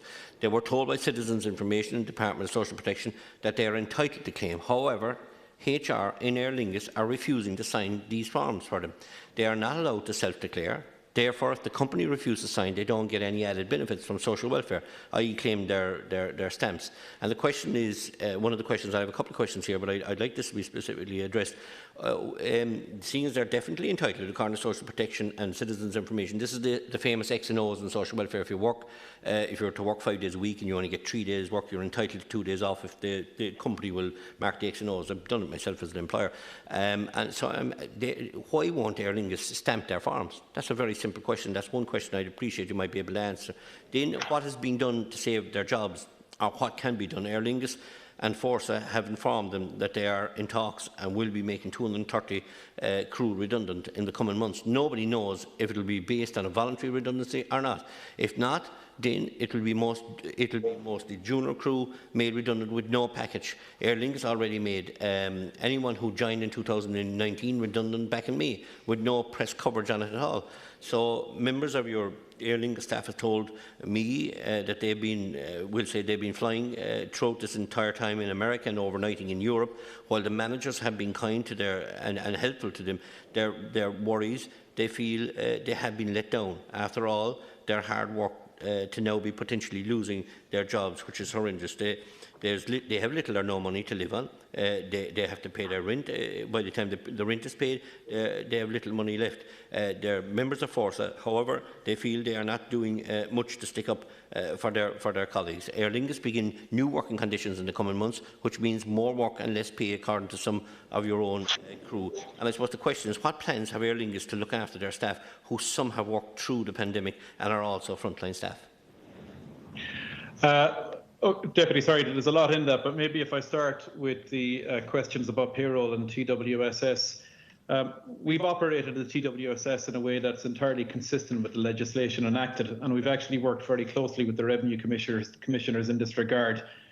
If you talk about the cost-saving measures that we have had to implement, look, I'd refer you to the levels of hours of work that we've had in the airline and the amount of pay that we've given. Between April and June, we operated approximately 5% of the normal Aer Lingus flying programme. In July, our programme increased a bit, but it was still below 20%. And over that period, we did guarantee 50% of hours and wages to our employees. In every case, the full value of the subsidy has been passed through to all of our employees. Anybody who was entitled to more on the basis of the commitment we made was topped up over and above the subsidy to the pay applicable to the hours they worked. In addition, for the days that employees didn't work, we paid an amount equivalent to the short-time working payment they would otherwise have received from social welfare. And in respect of people who unfortunately we had to lay off, we still paid them the full subsidy. thereby maintaining the employment relationship between the airline and the employee. So I think we're very compliant, and we've worked hard to make sure that we are compliant with the legislation in relation to the TWSS. If I talk about what guarantees we can give, at the outset I told you about the scale of challenge we're facing, how unprecedented the crisis is. And I think at the minute we are, well behind what other European carriers are doing in terms of reenacting service and recovering the operation and having more hours to go around. So we are uncertain about the future because our pathway out of it in the short term is unclear. And that goes back to the points that I made earlier. We have been engaging constructively with Forsa, we've engaged with SIP2, we've engaged with IALPA. Unfortunately, we have yet to reach the kind of agreements that we would have liked to have reached, but we've put a lot of effort and energy into that. Thank you very much. But on the question, I'm sorry, I'm running out of time, and that's why I have to stop you. Pardon me for that. But on the question of the people that are working, not working the 5 days a week, they're working 3 day a week, they have 2 days, you're refusing to stamp their forms. Why are Aer Lingus refusing to stamp the employees? We're complying with the guidance that we've been given by Revenue in relation to the TWSS and by Welfare. But I can give you a more specific response in writing if we don't have time to go into that now.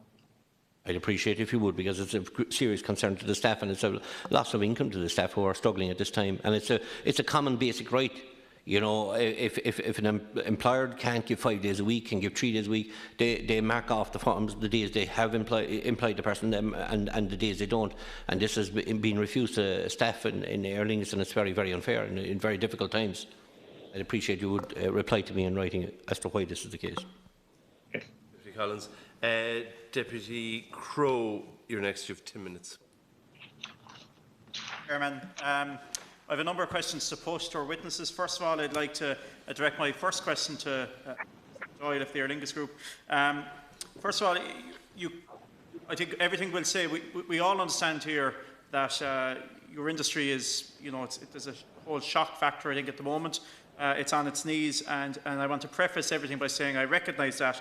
I'm a County Clare TD. I'm on the flight path of planes that land and take off from Shannon, so I don't need flight radar to tell me that there's very little in the skies. It's very evident when I look up from my back garden that the aviation in the Midwest in Shannon is certainly in a real downturn at the moment.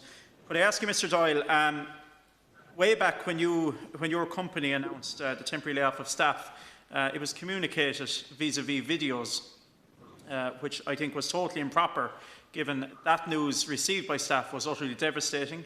A lot of them didn't see it coming. The week before, there was company restructuring, which they read about, I believe, in the media, and there was a WhatsApp message circulating as well. So, first of all, would you say from the outset that you and your colleagues in HR of Aer Lingus have handled all of this well? I would like your views on it now, please. Well, you got to remember that we were communicating in the midst of the pandemic, so face-to-face communication was impossible to coordinate. And we did communicate directly through video links. We did set up briefings, and I think that was as good as we were able to enable, considering the crisis we were in at the time. If we weren't in a pandemic crisis, of course, we would have got people together face-to-face, but that would have been a breach of HSE guidance at the time. So that was the reality of the situation that we were in. I just think those videos, and obviously you have to be logged in, you have to be online to get to receive those videos and watch them.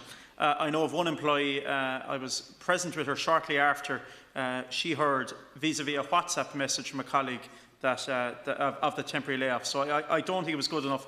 I think in spite of all the restrictions we're all living under at the moment, I think there would have been better ways, certainly from a HR perspective, to communicate that. I would ask, relating to your staff, my understanding is that Aer Lingus contracts are to the company. They're not specific to Shannon Airport, Cork, Dublin, or whatever other basis you operate from, but that they're specific to the company as opposed to the airport. And yet, staff in Shannon, many of the cabin crew based out of Shannon, rank in the most senior within the 1,600 cabin crew of your company.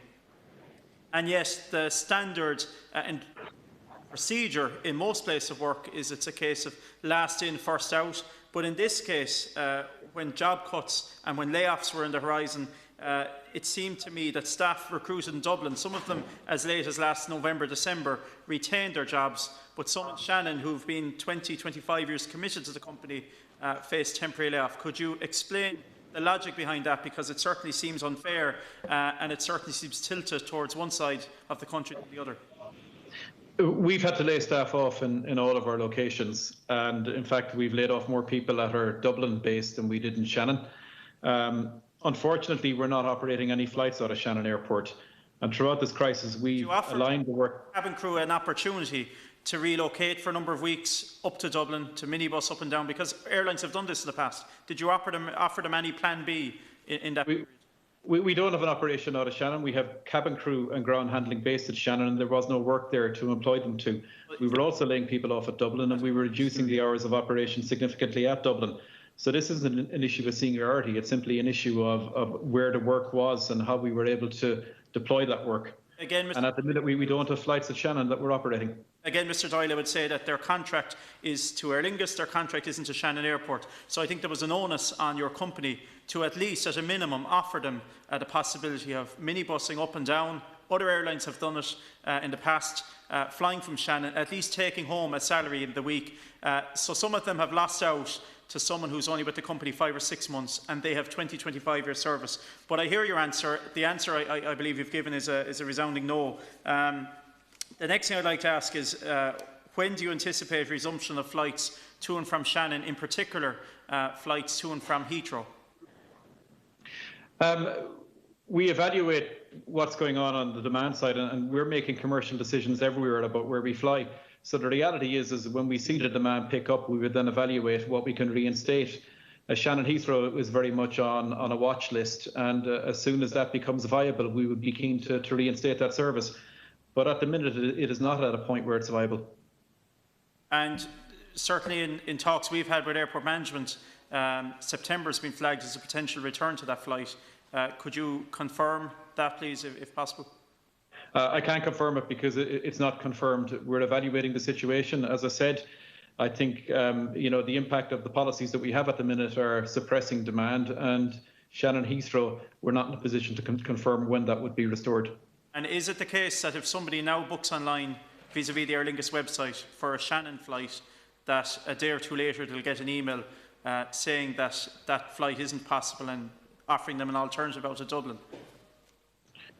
I can get you the specific details, but we are trying to kind of keep as much of the shape of our network as possible in the medium term. And sometimes that involves actually having schedules that are published for later in the year open. And that's a way of us actually gauging whether there's enough demand for those to fly. And then we have to take action. So it is an important sort of indicator as to whether there are enough people to fly the route to make it viable. But I think the reality of the situation is it's very fluid, it's very dynamic, and at the minute we're not seeing the demand come back to confirm when the Shannon Heathrow service would be reinstated. I would love to see the demand come back, more quickly to be at a point where we could. And beyond those traditional customer demand, I understand that, and that's obviously the driving motive of a company. They have to meet customer demands, and that's how they schedule flights. But at the moment, we're in extraordinary times, and I understand the people who were booked out of Shannon got emails to say that you can fly out of Cork or Dublin. Alternatives were given. So I think ipso facto works there as well. Occasionally, you have perfectly good aircraft parked up now for 9 or 10 weeks on the apron of Shannon Airport. I think occasionally you could reverse your policy where you fly everything out of Dublin at the moment and offer a few flights out of Shannon. Could I ask, in terms of the neo jets, I understand that it's more efficient for your airline to fly them out of Shannon because they're longer runway. Every time a neo jet takes off from Dublin Airport, its payload is reduced by 40 passengers, less cargo going off it, so therefore less profitable. Could you outline how you intend, or have you looked at in these crisis months of flying some of these neo jets out of Shannon, where you will get a better payload, certainly in terms of cargo, maybe not passengers? The reality of the NEO is that we're addressing the payload restrictions by installing some additional tanks. So it's not a significant issue out of Dublin, and it'll become less of a significant issue as we get into the winter. We stopped using wide bodies out of Shannon some years ago, and they are the main way in which you transport cargo. The cargo uplift on a narrow body is much, much smaller. So I don't think cargo would actually make the case for the NEO being deployed to Shannon. We do need healthy passenger demand to make the case work. But the NEO out of Dublin, the payload restriction, considering the loads we have at the minute, is not a significant factor in the economics. Thank you. Could I ask Mr. Wilson, in terms of the change fee in Ryanair, Just yesterday evening I got an email from a constituent. I asked could I kind of outline her case. She hasn't replied back yet, so I'm going to anonymise it. But essentially it was a very nice, attractive family holiday costing in around €1,000 for her to fly out of Shannon on a Ryanair flight to sunny Spain. But now the change fee that your airline is applying is €870. So I repeat that. The cost of the flight is €1,000. The change fee is €870. Would you just, in general terms, comment on the ethics of that? Just charging people, it's absolutely screwing people to charge them that amount to administratively change names and dates on the flight. I don't have the specifics, but I think what you may be alluding to is that somebody booked a flight probably at a much earlier time and then availed of lower fares and then wanted to change it to another time when other people had booked and the fares are up and they paid the appropriate fare difference is what I can best guess at that. But believe me, we have enough problem filling flights without putting in additional charges. There's no additional charges in there. It would be a reflection on the popularity of the particular flight in question. I would dispute that, given that that it costs €1,000. The very last thing, maybe it could be responded in writing, Chairman, is Aer Lingus Cargo still continue to have very profitable cargo, a lot of it from Boston Scientific, sitting on the apron of Shannon Airport, trucked overnight to Heathrow. It doesn't make any commercial sense, I think, for that to be happening. But I understand my time is up, so I'd ask that maybe Mr Doyle might... a little bit of time if you yeah, want. maybe Mr Doyle might just comment on that, because it's code-share airlines that are then taking that from Heathrow apron and flying it to the States. It makes no sense. Right outside, right on the runway of Shannon Airport, trucked overnight to Heathrow. Our green colleagues, I wonder what they would have to say in terms of carbon footprint. But even leaving all that aside, it just seems illogical, costly, and burdensome to do that. Sure. Mr Wilson, or not Mr Wilson, go ahead, Mr Doyle. Yeah, look, we provide freight solutions through a number of gateways. Ideally, you would get those through Dublin, but we don't have the type of capacity at Dublin to meet that particular flow. And then we find another flow. So I think, the most important thing we can do is provide a service to Boston Scientific to get their goods in and out of the country. As I said, a solution that works for them isn't available at the minute on Aer Lingus Metal. It normally would be, because we would have a wide body on Boston. But the overall cargo demand and the overall passenger demand don't justify the deployment of that type of solution on that route. So as I said, if demand came back, then we would have an Island of Ireland solution that would enable that freight, but at the minute we don't. Thank you, Deputy Crowe. The next speaker is from Sinn Féin, Deputy Quinlivan. 5 minutes. Thanks very much, Chairperson. My question is for Aer Lingus. I'm a TD representing Limerick City. Obviously, Shannon Airport is crucial to the economic development of the Midwest region, and the particularly important is the flight, Shannon Heathrow flight or whatever. When Aer Lingus took a decision to restructure in the middle of the start of the pandemic and to stop flights from Shannon, why did it have flights from Cork and Dublin, and why did it choose not to have flights from Shannon? You might answer that question, please. Why yeah, the decisions were taken purely on the commercial realities, and we kept a flight in at Cork to Heathrow and 3 per week into Amsterdam, and there was greater demand out of Cork than there was out of Shannon. So the flights at Shannon would have been unviable based on the assessment we did at that time. We do it very frequently, and at the minute we haven't seen any recovery that would indicate that we can reinstate those flights. I would look forward to the day when we would, because we understand the importance of the Heathrow connection to Shannon. You said to a previous deputy as well, when demand comes back for Shannon, how will you know when demand comes back from Shannon if you have no scheduled flight going from there? So how are you going to judge that? Well, I think we have various indicators that we look at. One would be the overall level of passengers and where they're booking from, the level of searches that we see on our website for flights to Shannon, as well as some of the longer-term booking trends. So, that's something we do. It's our business is to evaluate where flights are viable to reinstate, and we do it very, very frequently. Yeah, I can understand that. I worked in the travel industry myself for 19 years, so I know how search flights work. But, I mean, who would search for a flight when you know it's not there? So how are you going to anticipate demand from Shannon? We have various ways of anticipating demand, and we also have longer-term schedules published that we can see if they're picking up or not. You know, we've got a number of very capable people who look at this. But trust me, if I look at the wider demand this summer, it is not recovering the way we would have hoped maybe 5 or 6 weeks ago. And I refer back to the policies and the sort of narrative around travel has been negative in this period, and that hasn't helped any sort of evaluations we've done to reinstate the Shannon Heathrow service. Okay, obviously there's a number, as you well know, a number of staff in Shannon Airport who are on temporary layoff. Is there any plans to bring them back to full-time work, be at Shannon, Cork or Dublin Airport? But I think that would be, you mentioned full-time work, and that would require us to operate more or less to full-time hours, and that would be driven by the speed at which we can reinstate the Aer Lingus flying programme. And that's driven at the minute by the environment in terms of both the policies and how much demand is out there. So, you know, that's the reality of the way we're having to plan our business at the minute. And could you outline, have you been in discussions with the trade unions representing the workers in Shannon? We've been in discussions with ICTU initially, and we did agree a COVID recovery plan, which unfortunately was not accepted by the parties within the timeline we set. We then actually had a subsequent engagement with SIPTU, and again we agreed a COVID recovery plan which would have enabled us to gradually restore hours and pay, but that was rejected by ballot, and we're now in a consultation as well with all of the representative bodies around the redundancies that we need. We had a consultation with the pilot union, and that was concluded with an agreement which was successfully balloted. Just for a final question there, a number of constituents of mine, and I'm sure the deputies got it as well, were complaining about the length of time Aer Lingus were responding to emails or to queries they were having when they had to book or cancel flights or whatever.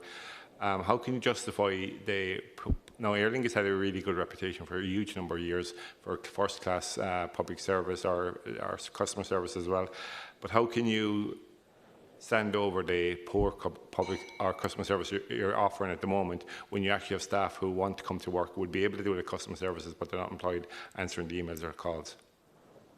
Yeah, we've reinstated a lot of resources to deal with our backlog. We've kept people who are technically capable of processing all of those queries on our books and employed them. We've also invested in a lot of technology to get through the backlog. I refer back to the comments ourselves and both Ryanair made.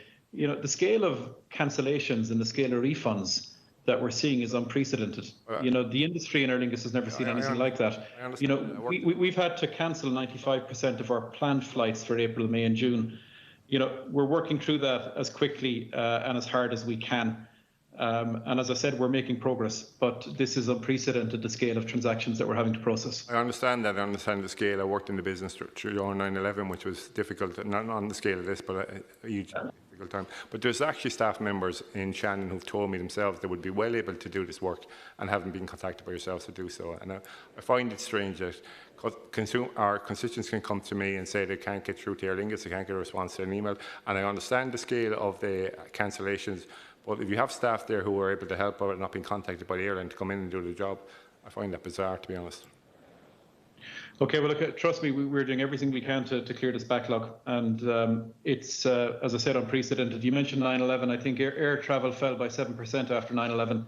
You know, it's fallen by 95% in the first 2 months of this crisis. Thank you, Deputy Quinlivan.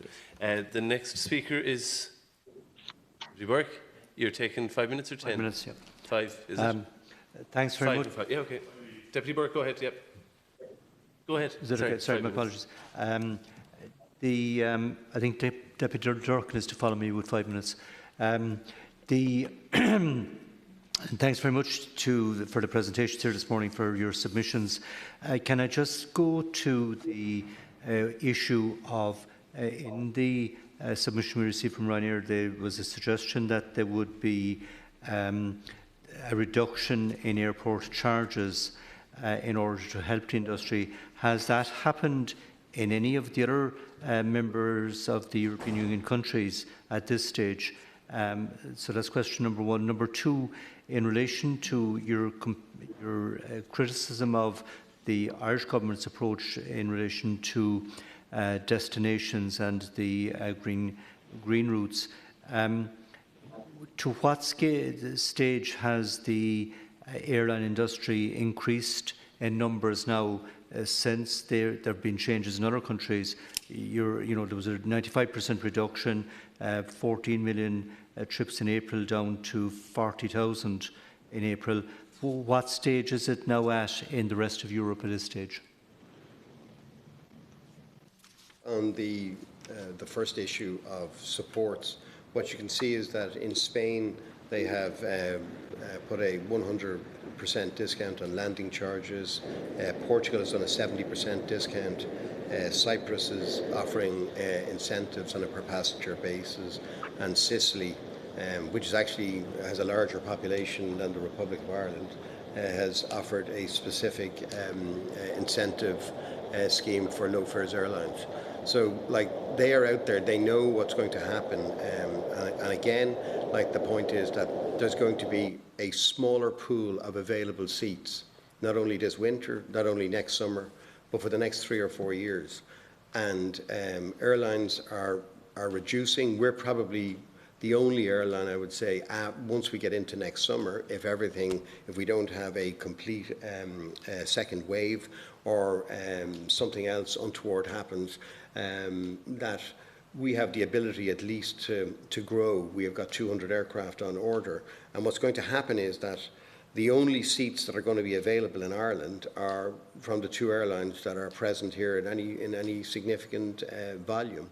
And everybody else is retrenching, and you can see that happening already. And what we should do here is to have a program that reduces charges, not just for Ryanair, but for anyone who wants to come here. And that will... And just as a matter of interest, what was the total amount of airport charges that Ryanair paid in 2019? I'd say in Ireland was probably close to maybe 160 million, close to that. That's for 2019. Yeah, I mean, yeah, in the put it this way, in the last normal year, I suppose, to speak. Would you accept that obviously the number of flights is going to be drastically reduced? Therefore, airports have to have an income. So we're going to have a huge reduction, or there is a huge reduction in flights. Therefore, if you have a reduction in airport charges, then it has to be major subsidisation by government. Yeah, but you got to put a response in. I mean, you look at some of the other responses that are happening in other countries. AINA, which is the equivalent of the DAA here, have put in a scheme. Like, these are extraordinary times. What you want is, there's nothing wrong with stimulus. The government is putting in stimulus in other parts of the economy. But if you're going to maintain the connectivity, well, an airport without passengers is a building, it's not an airport. So you need to incentivise airlines. I go back to the other question, the increase in activity now since the change in approach by other member states. How much has it increased by? Well, Ryanair has brought its schedules back to 40% in July and 60% in August, and we would hope that we're going to fly about 70% of that 40% in July and 70% of the 60% in August. But like, the winter is completely uncertain here. What we guided yesterday to the market was that we are going to fly 60 million this year passengers instead of previously 150 million, and that 60 million may well be on the downside. So what you're going to have is countries, I suppose, vying for that capacity. And I think people really need to wake up to this. This isn't just like some localized industry coming in here saying, like, we're in trouble. We're not. The airlines can move to different countries. And this is the one country in the European Union that needs airline connectivity. We all remember what it was like before then. And it's going to go unless we do something, and we do something now. Otherwise, that traffic is going to go. There's about 140,000 jobs that depend on it in aviation, another 350,000. And we really need to get real about this, because if we don't incentivise it, it will go elsewhere. Can I just ask Aer Lingus just one question, and that's in relation to moving of flights either from Cork or Shannon to Dublin. And I've received a number of complaints about flights being moved out of Cork, and I know the complaint has already been made about Shannon. Is there not a policy of trying to keep some connectivity with the airports outside of Dublin? And this is specifically for Aer Lingus. Yeah, well, as I said, we we've had to make some tough decisions, and we have a very small operation at Cork now, a Heathrow and an Amsterdam service. It was not viable to maintain a service at Shannon. What we have done, and trust me, we have made significant reductions at Dublin as well. Dublin is operating at a fraction of what it would have operated this time last year. So there's no part of the Aer Lingus operation that has not been dramatically downsized over the last couple of months. What we have been doing is, where we haven't had a flight operated out of Shannon, we've been giving people an alternative. And I think that's what makes sense for us to do for our customers. Thanks. Thank you, Deputy Burke. All right, Thank you. Deputy Wynne, 5 minutes. Thanks. I just want to firstly say thank you to the witnesses for their attendance and for their information, and also for dealing with some of the pressing questions. I suppose I just want to start with, both airlines are calling for the removal of the 14-day quarantine period for all EU 27 countries. So should this happen, how will your airlines help the government to ensure the safety of passengers and your staff coming in and out of Ireland? What we will do is, or what we have already done as we continue to fly, is to adopt the safety protocols that were set out by the European Air Safety Agency and also the European Centre for Disease Control, and we comply with those. I mean, there are no known cases, and this has been stated by the WHO in terms of person-to-person transmission on board aircraft. And we heard, with the state-of-the-art filtration systems, the use of masks on board, and you will recall, we were the first to call for the use of masks over 2 months ago. And these sensible measures, if they're put in place, will facilitate the return to normal air travel, and we're complying with that already. And it's just a question, Ireland doesn't have to do anything other than to say that it's complying with this and to get the EU 27 and the UK onto this green list. And the Health Service does what the Health Service has done exceptionally well, is to deal with clusters and infection rates within their jurisdiction. And everybody in Europe, I mean, the idea that other countries are not taking the health of their citizens in the same way as we are here, of course they are. And we're going to be unfortunate enough to have clusters as well as we open up. The WHO says once you start to open up, there will be more infection, and you've got to get on top of it. But we really need to get all these countries back on the green list within Europe. They're exactly the same as us, and we should take that direction from the European Union. I think it's the first time ever we haven't, like, the idea that we would ignore as a country what the European Environmental Protection Agency would suggest and say we're going to do something completely different. I think it's unprecedented.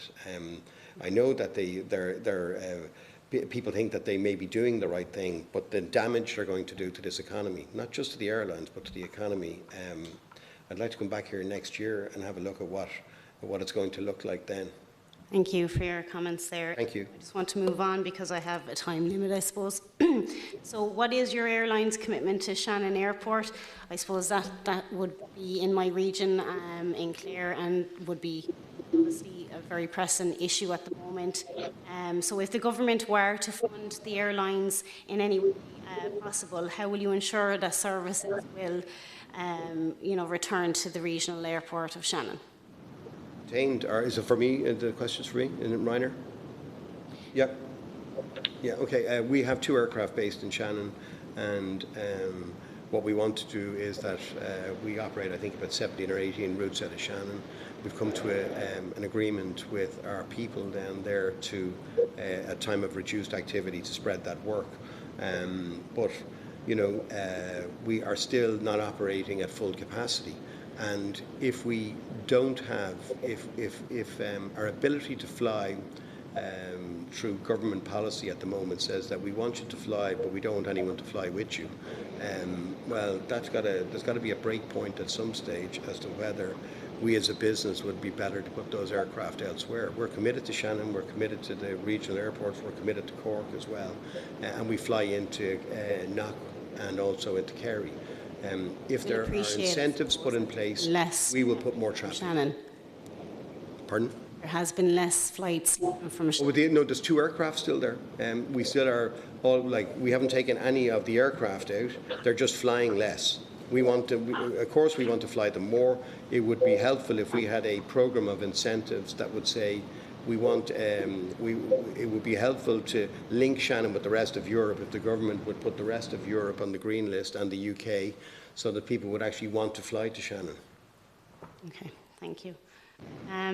So following a comment by Sean Doyle earlier on asking for the relaxation of airport charges, while this will help airlines, can you outline how this will help the airports? Well, I think, as Ryanair commented earlier, an airport without airlines is simply a building. So I think airports would benefit, from passenger stimulus. They benefit from throughput. There's big retail opportunities coming out of it, and I think the government as well can support the airports and compensate them for the reduction in charges. But I think the way the stimulus would work is actually reduce charges for flying into and out of Ireland would lead to more competitive airfares. It would also attract airlines, including Aer Lingus and Ryanair, to reintroduce service, and I think everybody wins. I think airports get more volume through the airports, tourism and business benefits because there's more direct service. But that's the way stimulus would work. Thank you. Thank you, and thank you, Deputy Wynne. The last speaker is Deputy Durkin. Yeah, Mr. Chairman, listening to the comments and the earlier comments, I would respond to both Aer Lingus and Ryanair as follows. I think it goes without saying that the government and the Oireachtas is acutely aware of the necessity to ensure connectivity for business and pleasure reasons as well. But the airlines must be conscious of the fact that government have a responsibility also in relation to maintaining best practice insofar as health measures are concerned.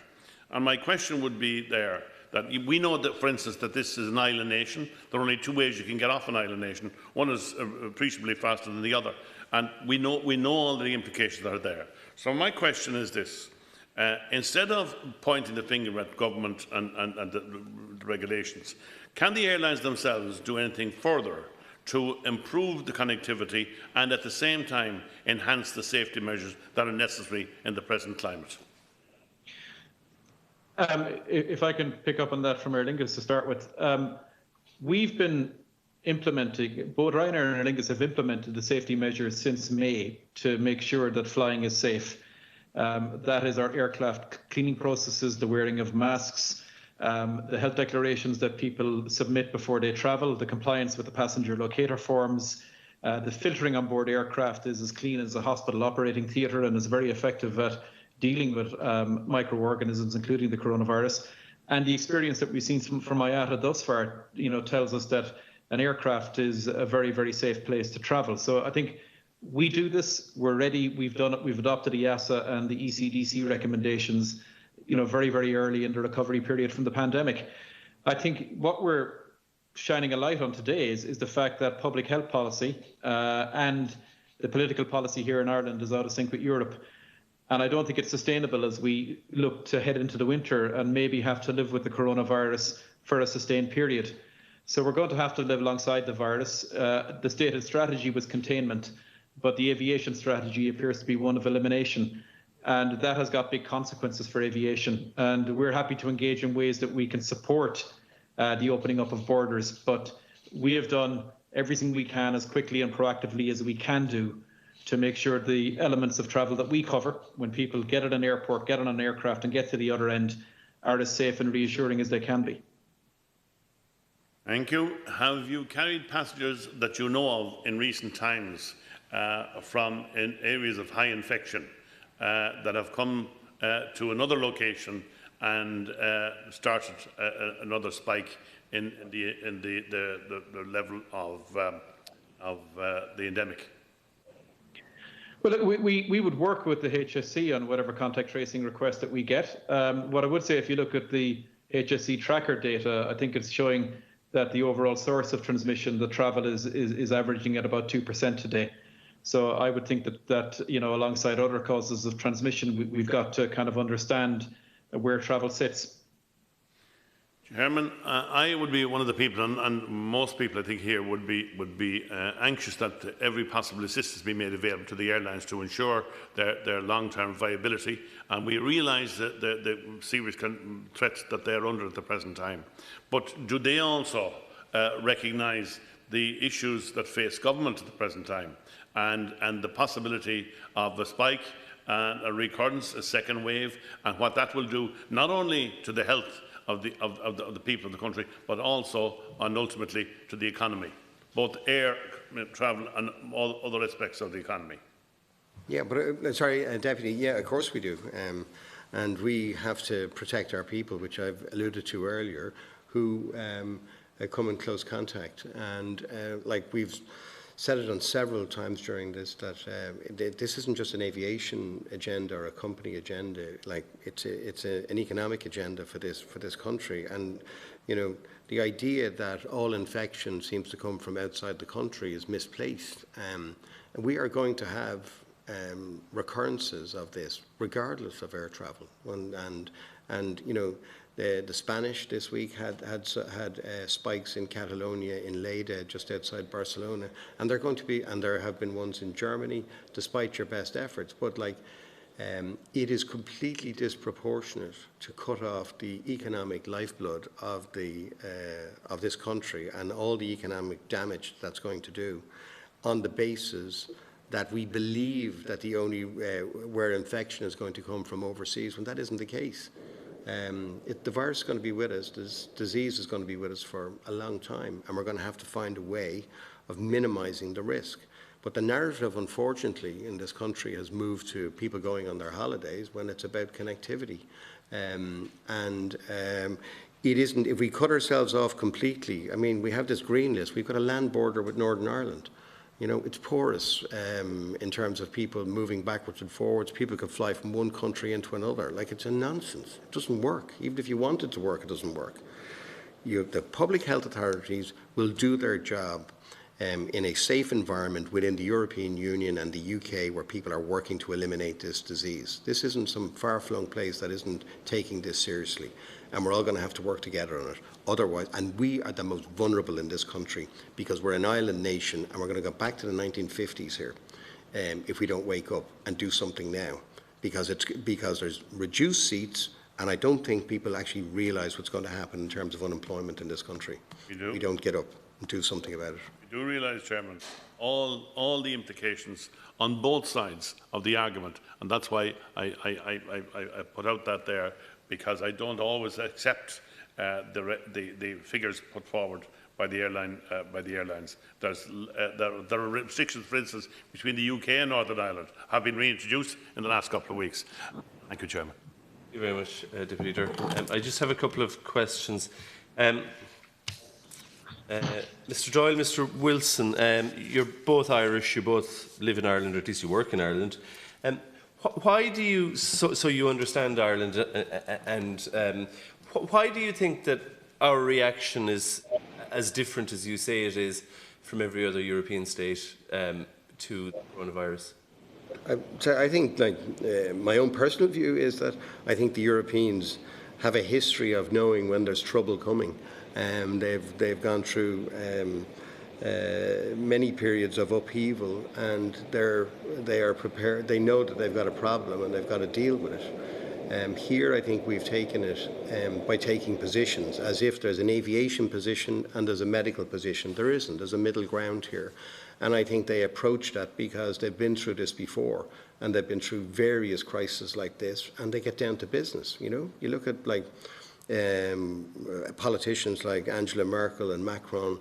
They are investing at a breakneck speed in their industries at the moment, breaking every rule because they know what's actually coming here.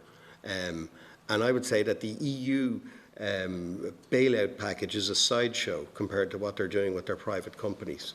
And that is going to play itself out over the next number of months, and we're going to lose out because of that. But I think it may be a historical thing, and there may be an island mentality here to some extent, that it's all over there and it can't be in here. We signed up for being in Europe, and I know people are concerned about this, but there's a balance to be taken here. Mr. Doyle, do you wish to offer an opinion? Yeah. Look, I suppose I don't necessarily have an opinion, but I do struggle as to why we're taking a different approach. I was looking at a 2018 report on foreign direct investment, and I think Ireland is approaching 700 billion of GDP value in foreign direct investment. That's 256% of the domestic GDP of the country. That's about 5 times higher than the European average. So we have built our economic model on being open for business, on being a global economy.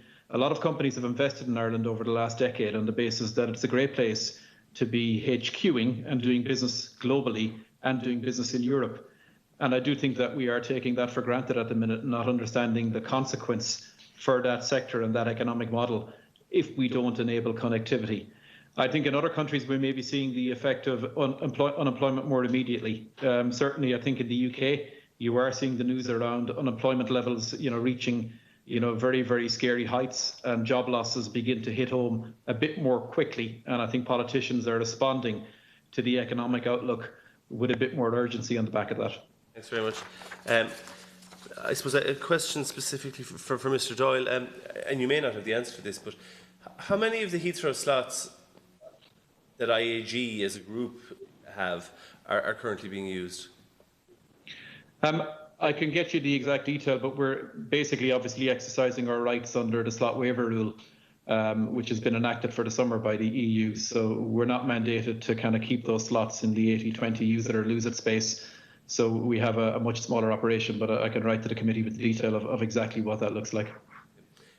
You said that you'll return the Shannon service if and when there's sufficient demand, and you had a discussion about how you'll determine that, given that you can't book a flight at the moment from Shannon to Heathrow. If you determine that there isn't sufficient demand, what happens to the Heathrow slots which were guaranteed until 2022 as part of the IAG takeover of Aer Lingus? Well, look, I think if I look before the crisis, we were very happy with the performance of our Heathrow services out of Shannon, Cork and Dublin. So I think, on the basis that we can recover demand and we can all work together to recover aviation, I wouldn't see that strategy of serving all of those 3 points out of Heathrow changing. Okay. And Mr. Wilson, you differentiate, unlike some of your competitors, in the change fee between flights booked before the 20th of June and flights booked after the 20th of June. I think there's a change fee of, is it €130? For flights booked before the 20th of June, there's no change fee for flights booked after. How do you justify that difference? And do you think that, given that a lot of families and individual passengers aren't flying in response to government advice or fear of medical advice in other countries, government advice and advice in Ireland, do you think? I think that people have been put in a very tricky situation whereby their hard-earned money has gone into a holiday, and then there is some doubt about whether they should fly or not based on advice from the government. And I think the government needs to deal with that. The government can't have it every way. It can't say, we want you to fly, but we don't want you to fly any passengers. And we'd rather only people fly who have some sort of essential travel that they have yet to specify. Like airlines need passengers, and there are commercial concerns. It's an expensive business, and what we did was we did change the policy in, as you say there, in June, July, July, August, and September, that people could change there with no change fee. But we're on extremely low fares and what happens is the reason you have a change fee is that somebody books a $9.99 fare, that you don't incentivize them that they can change for when that fare goes up to, I don't know, 200 or 250 euros. So it's purely commercial. But if the government want to do something about this in terms of the conditions that they have put in place, well, they should actually be, they should put something in place for people who have been put in that position. They can't have it both ways. They can't say we're going to allow you to fly and then tell people not to fly. Do you not think maybe that you, as a corporate entity, would do something to demonstrate perhaps goodwill to those people who are in the position of not flying, because these, as everybody accepts, are unprecedented times, and they're not asking for a refund. They're not entitled to a refund because the flight is going. Do you not think you could at least waive? I mean, I'd say two things about our commitment. I mean, throughout, the end of March, April, May, June, we continued to fly skeleton services for repatriation flights at a total loss, sometimes with 1 or 2 passengers on board. So we know what our responsibilities are. But in relation to, we did put in a no change fee, and people can change that up until the end of this calendar year, and that's the decision that we've made. But I think now that people... Only flights booked after the 20th of June. Yeah. Not flights booked prior to that. Correct. You could waive the change fee in respect of flights prior to that if you chose to, though, couldn't you? Well, it's a matter for, the skies are open, we're complying with the European regulations. It's up to the government to actually have some coherent policy on this. We're either open or we're not. And having a green list policy in this way, if our flights are cancelled, you can have your people get their money back, as is their right under EU 261. But as I say, the government can't say, please Ryanair and Aer Lingus, leave these flights in place, but we don't want anyone to fly on them. And if they put out that sort of conflicted message, well then that's a matter for government. Do you not think that you might be in a better place to argue for a more coherent government policy if you had a more coherent policy in respect? We have a perfectly coherent policy on it, which is that the schedule is in place, the fares are the lowest in Europe, people booked in good faith. The government wants those, hasn't stopped people flying. It's incomprehensible as to why they are doing that when the rest of Europe is back flying. And if there is doubt over whether people should fly or not, that is a matter for government in terms of what their advice is. I'm being reminded that we're out of time. I'd like to thank you both and to thank all of the witnesses who came today for answering our questions and for coming, for joining us today. So thank you very much. With that, I'd like to adjourn the meeting until Friday morning. Yeah. Thank you very much. Thank you, Chairman. Thank you.